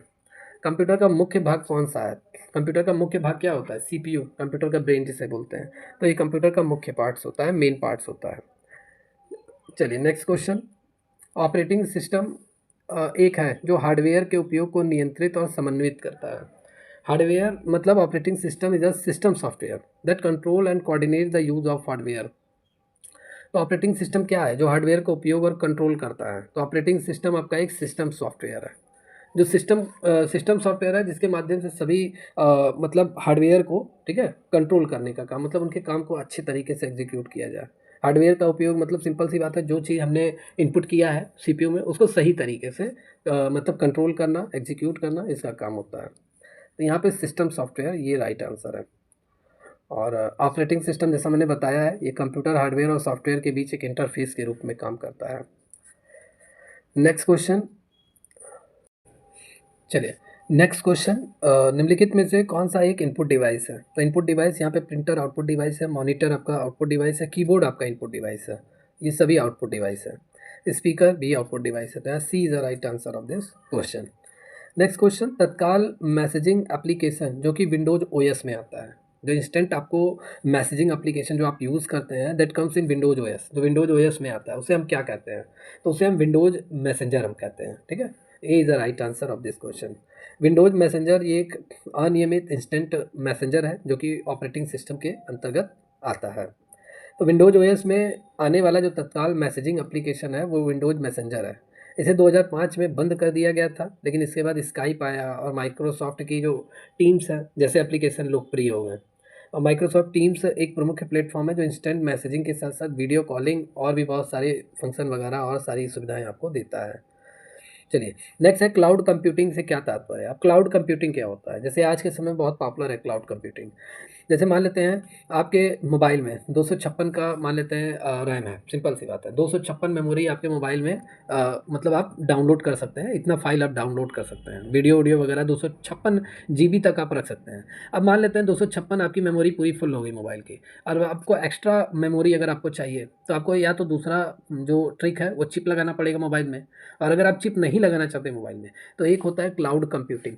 मतलब सिंपल सी बात है, क्लाउड कंप्यूटिंग मतलब एक मैं कह सकता हूँ कि और ऑनलाइन नेटवर्क, ठीक है, मतलब किसी वेबसाइट के माध्यम से या ऑनलाइन नेटवर्क पर आप अपने सभी फाइल वगैरह को सेव कर सकते हैं। ठीक है, कुछ पैसे वगैरह लगते हैं क्लाउड कंप्यूटिंग में, ये एक स्टोरेज माध्यम है क्लाउड कंप्यूटिंग। कुछ पैसा वगैरह लगता है जो आपको पे करना पड़ता है, और ये सुविधाएं आपको गूगल भी प्रोवाइड कराता है, जैसे गूगल क्लाउड आप लोगों ने सुना होगा, माइक्रोसॉफ्ट भी प्रोवाइड कराता है। मतलब सिंपल आपको एक वेबसाइट रहेगा, उस पे जाके आपको लॉगिन करना रहेगा रजिस्टर करके, और आप पे करना रहेगा, कुछ पैसा आप पे करेंगे, फिर आपको वहाँ पे पासवर्ड वगैरह आप जनरेट कर लेंगे, और वहाँ पे आप अपने फाइल वीडियो सब सेव करके रख सकते हैं। तो यही होता है क्लाउड कंप्यूटिंग। जैसे आपको आज के समय में यूट्यूब आपका क्लाउड कंप्यूटिंग है। आप अपने वीडियो को डेली बेसिस पे मान लेते हैं, जितना भी वीडियो आप पोस्ट कर रहे हैं, कि आपसे मेमोरी का कोई पैसा लिया जाता है? नहीं। अब वहाँ पे आपका वीडियो तब तक पड़ा रहेगा चाहे जब आप देख सकते हैं खोलकर। ठीक है, वहाँ पे आप अपने वीडियो को, फोटो को आप सेव करके रख सकते हैं। तो यूट्यूब हो गया, फेसबुक हो गया, ये सभी क्लाउड कंप्यूटिंग का एग्जाम्पल है। तो यहाँ पे B is the right answer. अभी मतलब इंटरनेट के माध्यम से डेटा और अनुप्रयोगों तक पहुँचना, ये क्लाउड कंप्यूटिंग होता है। नेक्स्ट क्वेश्चन है, निम्नलिखित में से कौन सा फाइल एक्सटेंशन सामान्यतः टेक्स्ट फाइलों से संबंधित है? टेक्स्ट फाइल, जैसे आप मान लेते हैं कोई भी आपने माइक्रोसॉफ्ट वर्ड पे आप काम कर रहे हैं, आपने एक पूरा एक आर्टिकल आपने लिख लिया, अब आप जैसे उसको आप सेव करेंगे, तो जब सेव करेंगे, जैसे आपने राज के नाम से सेव किया, राज, ठीक है, अब लास्ट में जो लिखा रहेगा वो TXT लिखा रहेगा। ठीक है, TXT, B is the right answer of this question. कोई भी फाइल अगर आप फाइल एक्सटेंशन किसमें टेक्स्ट फाइलों से संबंधित है, टेक्स्ट फाइलों के लिए TXT रहेगा। ठीक है, और गाना वगैरह के लिए MP3 रहेगा।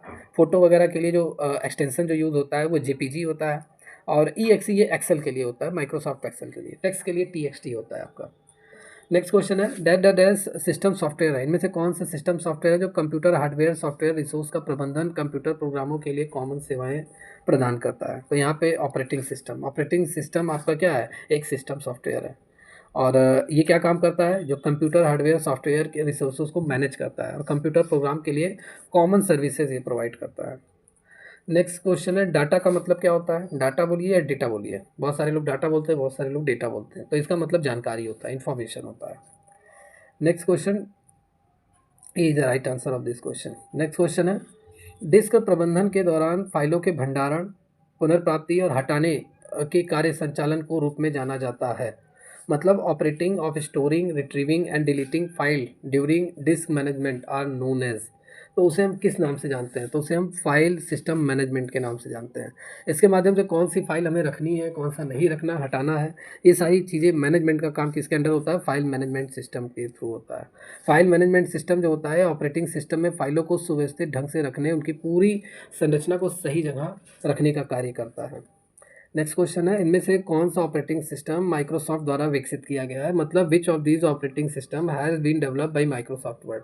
तो कौन सा माइक्रोसॉफ्ट वर्ड द्वारा डेवलप किया गया है, कौन सा ऑपरेटिंग सिस्टम? तो विंडोज़ ऑपरेटिंग सिस्टम माइक्रोसॉफ्ट द्वारा ये डेवलप किया गया है, और 1985 में विंडोज़ को डेवलप किया गया था माइक्रोसॉफ्ट के द्वारा।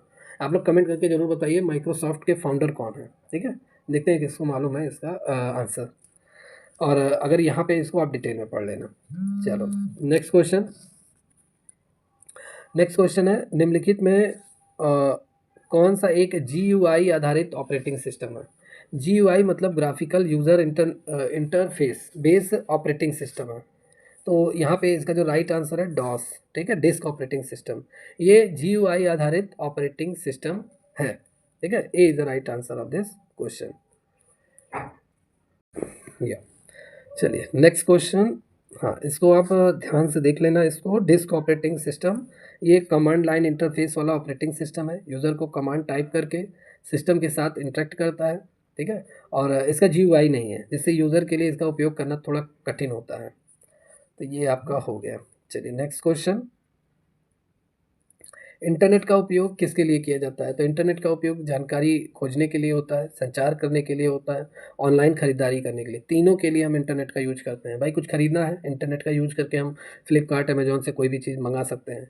बातचीत करने के लिए, वीडियो कॉल, व्हाट्सअप कॉल करने के लिए हम इंटरनेट का यूज करते हैं।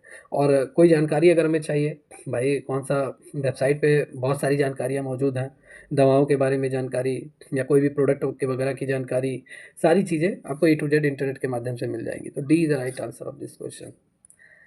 कंप्यूटर नेटवर्क का अर्थ क्या होता है? तो कंप्यूटर नेटवर्क का अर्थ मतलब होता है कंप्यूटर का समूह होता है, ग्रुप ऑफ कंप्यूटर। जैसे एक कंप्यूटर यहाँ लगा, एक कंप्यूटर यहाँ है आप ही के रूम में, एक कंप्यूटर आपके बाहर वाले रूम में है, अब तीनों को एक साथ हमने जोड़ दिया। ठीक है, तो यही होता है ग्रुप ऑफ कंप्यूटर, इसे ही हम कंप्यूटर नेटवर्क कहते हैं। तीनों को एक साथ जोड़ दिया मतलब तीनों एक दूसरे नेटवर्क के द्वारा जुड़े हुए हैं, तो यही होता है कंप्यूटर नेटवर्क। दो या देखिए यहाँ पे कंप्यूटर नेटवर्क एक उपसमूह है जिसमें दो या दो से अधिक कंप्यूटर अन्य उपकरण जुड़े हुए हैं ताकि वे डेटा और संसाधनों का साझा कर सकें, शेयरिंग कर सके डेटा को। तो ये आपके हो गए। और इसकी संरचना जैसे कंप्यूटर को प्रिंटर, राउटर, अन्य सभी उपकरण एक दूसरे से जुड़े होते हैं। और ये कैसे जुड़ते हैं? ये केबल से, वाईफाई से, अन्य संचार माध्यम से ये क्या होते हैं, कनेक्ट होते हैं ये सभी कंप्यूटर आपस में। तो ये हो गया आपका। चलिए यहाँ पे इसका काम क्या होता है, जैसे बहुत सारी जो उपयोगी फाइलें होती हैं एक कंप्यूटर से दूसरे कंप्यूटर में आसानी से पहुंचा सकते हैं कंप्यूटर नेटवर्क के माध्यम से।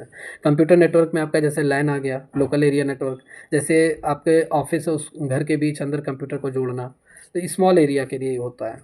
वाइड एरिया नेटवर्क जैसे बड़े भौगोलिक क्षेत्रों जैसे शहरों और देशों के बीच कंप्यूटर को जोड़ना। मेट्रोपॉलिटन एरिया नेटवर्क जैसे एक शहर के अंदर कंप्यूटर को जोड़ना, वहाँ पे मेट्रोपॉलिटन एरिया नेटवर्क आपका यूज़ होता है। ओके, तो ये हो गया आपका। Next question, adopter is a type of software. Adopter किस तरह का सॉफ्टवेयर है? तो अडॉप्टर आपका एक सिस्टम सॉफ्टवेयर आपका होता है। B is the right answer of this question. Adapter आपका एक सिस्टम सॉफ्टवेयर है जो लिनक्स कर्नेल और अन्य ओपन सोर्स सॉफ्टवेयर के संशोधित संस्करण पर आधारित है, जिसे मुख्य रूप से स्मार्टफोन, टैबलेट जैसे टच स्क्रीन मोबाइल उपकरणों के लिए डिज़ाइन किया गया है। तो एक तरीके से ये ऑपरेटिंग सिस्टम सॉफ्टवेयर आपका है। लिनक्स एक ऑपरेटिंग सिस्टम है, ये पूछा जा रहा है, और कैसा ऑपरेटिंग सिस्टम है लिनक्स? तो ये ओपन सोर्स ऑपरेटिंग सिस्टम है लिनक्स। मतलब ओपन सोर्स का मतलब क्या है? जैसे कोई भी लोग इसे डाउनलोड कर सकते हैं इस तरह के सॉफ्टवेयर को, ऐसा नहीं है पाबंदी लगी हुई है और आप नहीं डाउनलोड कर सकते हैं, कुछ लोगों तक इसका रीच आउट है, ऐसा नहीं है, कोई भी लोग इसे डाउनलोड कर सकते हैं, इसलिए इसे ओपन सोर्स बोलते हैं। ठीक है, लिनक्स एक ऐसा ऑपरेटिंग सिस्टम है जिसे कोई भी लोग डाउनलोड कर सकते हैं, कोई भी लाइसेंस वगैरह नहीं लेना पड़ता है। ठीक है, तो ये आपका हो गया, ये हो गया। चलिए नेक्स्ट क्वेश्चन, वेब मेल पर होस्ट किया जाता है, क्या होस्ट किया जाता है वेब मेल पर? क्लाउड सर्वर होस्ट किया जाता है वेब मेल पर। अब वेब मेल है क्या? तो वेब मेल आपका एक ईमेल सेवा है। वेब मेल अगर हम बात कर ले, वेब आधारित ईमेल एक ईमेल सेवा है जिसे एक मानक वेब ब्राउज़र का उपयोग करके एक्सेस किया जा सकता है। वेब मेल क्लाउड सर्वर पर होस्ट किया जाता है। क्लाउड सर्वर मैंने बताया था ना, इंटरनेट के माध्यम से आप अपने वीडियो, फोटो या ज़रूरी दस्तावेज को आप नेटवर्क पर ही सेव कर सकते हैं, इंटरनेट पे ही सेव कर सकते हैं। और क्लाउड ईमेल आपको मजबूत ईमेल टूल प्रदान करता है, आपको इंटरनेट पर उन तक पहुंच करने की एक्सेस प्रदान करता है। ईमेल में बीसीसी का मतलब क्या होता है? मतलब बीसीसी के बारे में कौन सा कथन असत्य है? तो सबसे पहले बीसीसी आप समझिए, जैसे आप किसी को मेल करते हैं तो वहाँ पे बीसीसी लिखा होता है ना। बीसीसी मतलब आप किसी को मेल कर रहे हैं और जो ईमेल टाइप करके आप दे रहे हैं या किसी को आप अपनी प्रोडक्ट और सेवाएं के बारे में बता रहे हैं मेल करके, तो आपका जो ईमेल है, जिस ईमेल से आप मेल करना चाहते हैं, आप चाहते हैं कि वो मेल आईडी छिप जाए, ठीक है, वो जानकारी ना पता चले, तो वहाँ पे बीसीसी का यूज़ किया जाता है। बीसीसी मतलब इसको पहले यहाँ से देखिए, बीसीसी फील्ड में डाले गए एड्रेस को फॉरवर्ड किया जाता है। जब आप किसी संदेश को बीसीसी फील्ड में एड्रेस डालते हैं ताकि वे एड्रेस ईमेल प्राप्तकर्ताओं को दिखाई ना दे, ये तो सही है, ठीक है। और सुरक्षा और गोपनीय कारणों से बड़ी संख्या में जो लोगों को जब हम मेल भेजते हैं तो वहाँ बीसीसी का उपयोग करना अच्छा माना जाता है, ये भी सही है आपका। प्राप्तकर्ता संदेश प्राप्त करेंगे, बीसीसी फील्ड सूचीबद्ध एड्रेस नहीं देख पाएंगे, ये भी सही है। तो यहाँ पे फर्स्ट वाला आपका रॉन्ग है, बीसीसी में एड्रेस को फॉरवर्ड किया था, ये गलत है। जैसे आप जब मेल करते हैं तो आपका एड्रेस कोई ना जान पाए, ठीक है, मेल वगैरह के बारे में ना जान पाए, तो वहाँ पे बीसीसी का यूज किया जाता है। ठीक है, ब्लाइंड कार्बन कॉपी ये इसका फुल फॉर्म होता है, blind carbon copy. A is the right answer of this question. संदेश भेजने वाले अन्य प्राप्तकर्ताओं को बीसीसी फील्ड में दर्ज किए गए व्यक्ति को छिपाने के लिए किया जाता है, किसी की इन्फॉर्मेशन छुपाने के लिए किया जाता है। और बीसीसी फील्ड में एक ईमेल एड्रेस डालते हैं तो इसका मतलब होता है कि आपके द्वारा भेजे जा रहा है ईमेल की प्रति उस एड्रेस पे भेजी जा रही है। ईमेल प्राप्त करने वाला कोई भी व्यक्ति बीसीसी फील्ड में एड्रेस आपका नहीं देख पाएगा। तो ये सारी चीज़ें इस्तेमाल की जाती हैं इसमें। नेक्स्ट है संघ संचार रियल टाइम अनुक्रिया कम्युनिकेशन। मतलब zoom is a video collaboration tool for real time communication. तो जूम आपका क्या है, एक वीडियो के माध्यम से मतलब हम बातचीत कर सकते हैं, वीडियो कॉलिंग जैसे आप जूम पर करते हैं तो एक दूसरे से बातचीत कर सकते हैं। तो यहाँ पे जूम ही है, जूम आपका क्या है, जूम एक वीडियो कोलैबोरेशन टूल है आपका। ए is the right answer of this question. Real time मतलब अब जब भी कॉल करेंगे किसी को जूम के माध्यम से, वो तुरंत आपसे बात करेगा, तो रियल टाइम तुरंत जाएगा वीडियो कॉलिंग। चलिए नेक्स्ट क्वेश्चन है, निम्न में से किसे इंटरनेट पर समय संवेदी सेवा हम कह सकते हैं? समय संवेदी सेवा मतलब time sensitive services on internet कौन सा है? तो ये आपका इंटरनेट टेलीफोनी है, आपका इंटरनेट टेलीफोनी, इसे हम क्या बोलते हैं, टाइम सेंसिटिव सर्विसेज इंटरनेट पे बोलते हैं। क्यों बोला जाता है, क्योंकि ये इस प्रकार की संचार सेवा है जिसकी मदद से आप सिम कार्ड के बिना भी, मतलब बिना सिम कार्ड लगाए आप इंटरनेट का उपयोग करके किसी को भी कॉल कर सकते हैं। इसीलिए इसे टाइम इंसेंसिटिव सर्विसेज इसे हम बोलते हैं इंटरनेट पर। C is the right answer of this question. Computer network का अर्थ क्या होता है, अभी आया था ये क्वेश्चन, रिपीट हो गया है। कंप्यूटर का जो समूह होता है, ग्रुप ऑफ कंप्यूटर, इसे ही हम कंप्यूटर नेटवर्क बोलते हैं। रैम का फुल फॉर्म क्या होता है, रैम का full form random access memory, सभी को मालूम होना चाहिए। A is the right answer of this question. Applet computing के संदर्भ में है, applet is a context of computing. Applet मतलब एक तरीके से ये एक फायरवॉल है, ठीक है। एक छोटा सा एप्लेट एक जावा प्रोग्राम होता है जो ब्राउज़र में रन करता है, और या HTML में इंक्लूडेड एक ऐसा प्रोग्राम है जो ऑपरेटिंग सिस्टम एवं हार्डवेयर को प्रभावित किए बिना HTML में ये काम करता है। चलिए नेक्स्ट क्वेश्चन, कौन सा इंटरनेट बैंकिंग के माध्यम से नहीं किया जा सकता है, कौन सा काम इंटरनेट बैंकिंग के माध्यम से नहीं किया जा सकता है। इंटरनेट बैंकिंग मतलब इंटरनेट के माध्यम से कौन सा वर्क आप नहीं कर सकते। तो ऋण के लिए आवेदन, मतलब लोन के लिए आप अप्लाई, घर बैठे ही आप लोन के लिए अप्लाई कर सकते हैं। जैसे आप गूगल पे से अगर आप लोन लेना चाहते हैं, फ़ोन पे से लेना चाहते हैं छोटा मोटा, और बैंक से भी आप घर बैठे, मतलब घर बैठे बैंक को भी आप लोन के लिए अप्लाई कर सकते हैं, फॉर्म वगैरह भर सकते हैं। तो ये सही है आपका, ये इंटरनेट बैंकिंग का कार्य है। खाते से नगद निकालना ये नहीं है भाई। घर बैठे आप कैश कैसे मिल जाएगा आपको, कैश के लिए आपको ATM के पास जाना पड़ेगा, ठीक है, ATM के पास जाना पड़ेगा। तो ये एक तरीके से हम कह सकते हैं इंटरनेट बैंकिंग मतलब इंटरनेट के माध्यम से आप ATM से पैसे निकाल सकते हैं, लेकिन आप खाते से तुरंत अपने अकाउंट से आप नगद निकालना, ये इंटरनेट बैंकिंग का माध्यम नहीं है। अकाउंट से आप किसी को ट्रांसफ़र कर सकते हैं ATM के माध्यम से, लेकिन निकाल नहीं सकते। तो ये इंटरनेट बैंकिंग का कार्य नहीं है। खाते का आप विवरण देख सकते हैं भाई, अपना स्टेटमेंट देख सकते हैं अपने अकाउंट का इंटरनेट बैंकिंग के माध्यम से, कितना पैसा हमारे खाते में है, कितना पैसा अभी तक बचा हुआ है, कितना हमने सेंड किया हुआ है किसी को, और रिसेंट आप जितना भी आपने पैसा ट्रांसफ़र किया हुआ है अपने अकाउंट से, उन सभी को आप देख सकते हैं इंटरनेट बैंकिंग के माध्यम से। बैंक जाने की ज़रूरत भी नहीं है, अपने खाते का पूरा ब्यौरा आप इंटरनेट बैंकिंग के माध्यम से देख सकते हैं। तो यहाँ पे B is the right answer, मतलब इसके लिए ATM पे जाना पड़ेगा, ये इंटरनेट बैंकिंग का कार्य नहीं है। चलिए, रेमंड सैमुअल टॉमिल्सन की निम्नलिखित में विकास करने के लिए प्रसिद्ध है। तो रेमंड सैमुअल टॉमिल्सन ये ईमेल ईमेल के फाउंडर यही हैं, ईमेल के प्रोग्रामर यही हैं। रेमंड सैमुअल टॉमिल्सन ये एक अमेरिकी कंप्यूटर प्रोग्रामर थे, और इन्होंने ही पहले ईमेल प्रोग्राम का इन्होंने ही विकास किया था, ठीक है। तो A is the right answer of this question. Next question है, इनमें से कौन सी प्रोग्रामिंग भाषा है। तो HTML आपकी एक प्रोग्रामिंग भाषा है, इसका फुल फॉर्म क्या है, हाइपर टेक्स्ट मार्कअप लैंग्वेज, ये एक प्रोग्रामिंग लैंग्वेज है। और औपचारिक भाषा है जिसका उपयोग करके कंप्यूटर को निर्देश दिया जाता है या कंप्यूटर प्रोग्राम को बनाने, डेटा प्रोसेस करने, सॉफ्टवेयर विकसित करने के लिए, मतलब सॉफ्टवेयर बनाने, प्रोग्राम बनाने, इन सभी के लिए HTML का यूज किया जाता है। और बहुत सारे प्रोग्रामिंग लैंग्वेज होते हैं, जैसे हाई लेवल लैंग्वेज में आपके पाइथन आएगा, जावा आएगा, C डबल पॉजिटिव आएंगे, प्लस प्लस आएगा। ये जितने भी लैंग्वेज हैं ये मानव के लिए समझने के लिए आसान होती है, सिंपल होती है, हम लोग पढ़ते भी हैं। वो लेवल लैंग्वेज में आप पढ़ते हैं ना, जो लोग वो लेवल का डिप्लोमा किए हुए हैं वो लोग पढ़ते हैं इसे। और लो लेवल लैंग्वेज जैसे असेंबली मशीन लैंग्वेज, ये कंप्यूटर के लिए ज़रूरी होते हैं। कंप्यूटर एक मशीनी लैंग्वेज को ही समझता है, सिंपल सी बात है। तो ये हो गया। What is the primary function of operating system, operating system का प्राथमिक कार्य क्या है। तो प्राथमिक कार्य जैसे हार्डवेयर संसाधनों का प्रबंधन करना, मतलब हार्डवेयर रिसोर्सेज को मैनेज करना, सिक्योरिटी प्रोवाइड करना, एनेबल सॉफ्टवेयर एप्लीकेशन को एनेबल करना, काम करने के लिए एग्जीक्यूट करना। तो ये सभी काम है ऑपरेटिंग सिस्टम सॉफ्टवेयर के। D is the right answer of this question. कौन सा स्टोरेज डिवाइस है इसमें से, तो मॉनिटर तो नहीं है, माउस नहीं है, हार्ड डिस्क ड्राइव ये स्टोरेज डिवाइस है। वीडियो फाइल सभी चीज़ें आप इसमें सेव करके रख सकते हैं, परमानेंट स्टोरेज डिवाइस ये होता है। चलिए नेक्स्ट क्वेश्चन है, वह प्रक्रिया समग्र सॉफ्टवेयर जो उपयोगकर्ता को इंटरनेट पर सर्च करने की अनुमति देता है क्या कहलाता है। तो वो आपका क्या है, इंटरनेट एक्सप्लोरर। इसके माध्यम से आप कोई भी चीज़ आप इंटरनेट पर सर्च कर सकते हैं वेबसाइट के माध्यम से। तो C is the right answer of this question. Microsoft द्वारा विकसित वेब ब्राउज़र है ये इंटरनेट एक्सप्लोरर, जो 1995 में रिलीज किया गया था। और फायरफॉक्स मोजिला को 2002 में इसका पहला संस्करण रिलीज किया गया था। इसके बाद net escape web browser, net escape communication 1994 को इसका पहला संस्करण रिलीज किया गया था। कौन सा वेब ब्राउज़र नहीं है इनमें से, HTML तो नहीं है, मैक वेब आपका फायरफॉक्स, ये इनमें से Mac web, Firefox, Netscape web वेब ब्राउज़र हैं, HTML नहीं है। तो A is the right answer of this question. HTML ये प्रोग्रामिंग लैंग्वेज है, ये आपका वेब ब्राउज़र नहीं है, बाकी और सभी वेब ब्राउज़र हैं।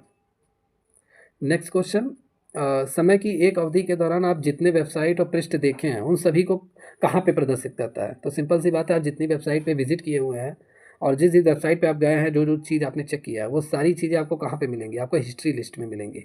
लोग हिस्ट्री ही तो चेक करते हैं, भूल जाते हैं मैं किस वेबसाइट पे इस फोटो को मैंने डाउनलोड किया था, तो वो हिस्ट्री में जाते हैं। C is the right answer of this question. कौन सा सर्च इंजन नहीं है इनमें से? सॉरी, सर्च इंजन नहीं है, हाँ सही है, सर्च इंजन नहीं है। याहू तो सर्च इंजन है, ये तो नाम से ही क्लियर है। बाकी थोड़े डिफरेंट है, याद कर लीजिए। लाइकोस सर्च इंजन है, मेटा ग्रावलर ये भी सर्च इंजन है। डाउ जोन्स ये सर्च इंजन नहीं है, ठीक है। इन लोगों को कोई यूज़ भी नहीं करता है, इसलिए आपको इनका नाम नहीं मालूम होगा। और याहू तो बंद हो गया है, अब गूगल आ गया है, तो गूगल ही चल रहा है। तो ये तीनों सर्च इंजन है, डाउ जोन्स सर्च इंजन नहीं है। ये संयुक्त राज्य अमेरिका, यूनाइटेड स्टेट का ये शेयर सूचकांक है, ठीक है, शेयर इंडेक्स है ये। कौन सा इसमें से सर्च इंजन है? तो बाइडू, कुकीज़, पैकेट, क्या सर्च इंजन है इसमें से? तो बाइडू एक सर्च इंजन है। कुकीज़ आपको देखना, गूगल क्रोम में आपका कुकीज़ वहाँ दिखाई पड़ता होगा। कुकीज़ मतलब एक होता भी है, जैसे आप किसी वेबसाइट पर अगर आप विजिट कर रहे हैं तो वहाँ पे कुकीज़ करके एक मैसेज आता है, मतलब आपकी थोड़ी बहुत जानकारी ये वेबसाइट कलेक्शन कर लेगा, तो ये कुकीज़ होता है, ठीक है। बाइडू आपका एक सर्च इंजन है। तो A is the right answer of this question.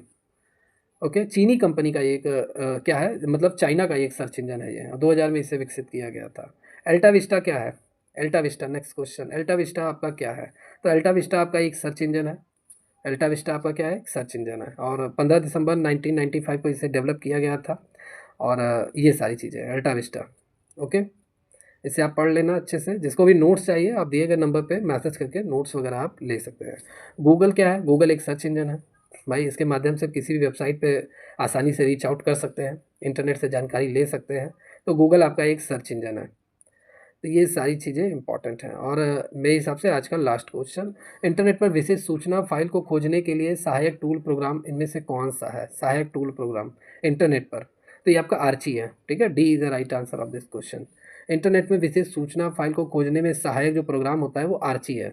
Archie एक तरीके से हम कह सकते हैं एक सर्च इंजन है, जिसकी खोज 10 सितंबर 1990 को किया गया था। तो आर्ची एक सर्च इंजन है, इंटरनेट पर फाइल वगैरह को खोजने के लिए, बहुत सारी सूचनाएं खोजने के लिए इसको डेवलप किया गया था। और ये सारी चीज़ें अब आज के समय में बंद हो गई हैं, ठीक है।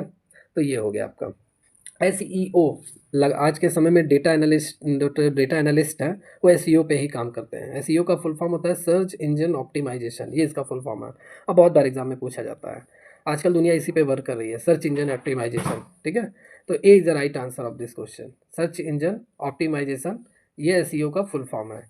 यह प्रक्रिया वेबसाइट की दृश्यता को बढ़ाने के लिए की जाती है, ताकि सर्च परिणामों को उच्च रैंक मिल सके।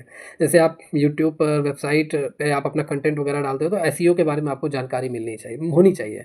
इसके माध्यम से ही आप अपने कंटेंट को वायरल कर सकते हैं। तो यही होता है SEO आपका, सर्च इंजन ऑप्टिमाइजेशन। अच्छी क्लास, ये एक मास्टर क्लास थी। 100 क्वेश्चन आज हम लोगों ने इस क्लास में डिस्कस किया है, और इम्पॉर्टेंट क्वेश्चन है, एग्ज़ाम में आए हुए क्वेश्चन है, और काफ़ी इंपॉर्टेंट है आपके एग्ज़ाम के पॉइंट ऑफ व्यू से। तो 100 क्वेश्चन काफ़ी इंपॉर्टेंट है। एक बार आप इस क्लास को अच्छी तरीके से देखिए, और इसका नोट्स जिनको भी चाहिए आप दिए गए नंबर पे मैसेज कर दीजिए, व्हाट्सअप कर दीजिए, आपको इसका नोट्स मिल जाएगा। बाकी जितने भी स्टूडेंट, जो लोग बिहार लेखपाल, बिहार बिजली विभाग, यूपी SSSC असिस्टेंट अकाउंटेंट या अदर किसी भी एग्ज़ाम की तैयारी करना चाहते हैं, तो आप सारे बैचेस पूरी तरीके से चल रहे हैं, रनिंग मोड में। आप हमारी एकेडमी ऑफिशियल ऐप डाउनलोड कीजिए, रजिस्टर कीजिए, लॉगिन कीजिए, और इस बैच से आप जुड़ सकते हैं, ठीक है। तो मिलते हैं कल की क्लास में। अगर कंटेंट अच्छा लगा हो, जानकारी अच्छी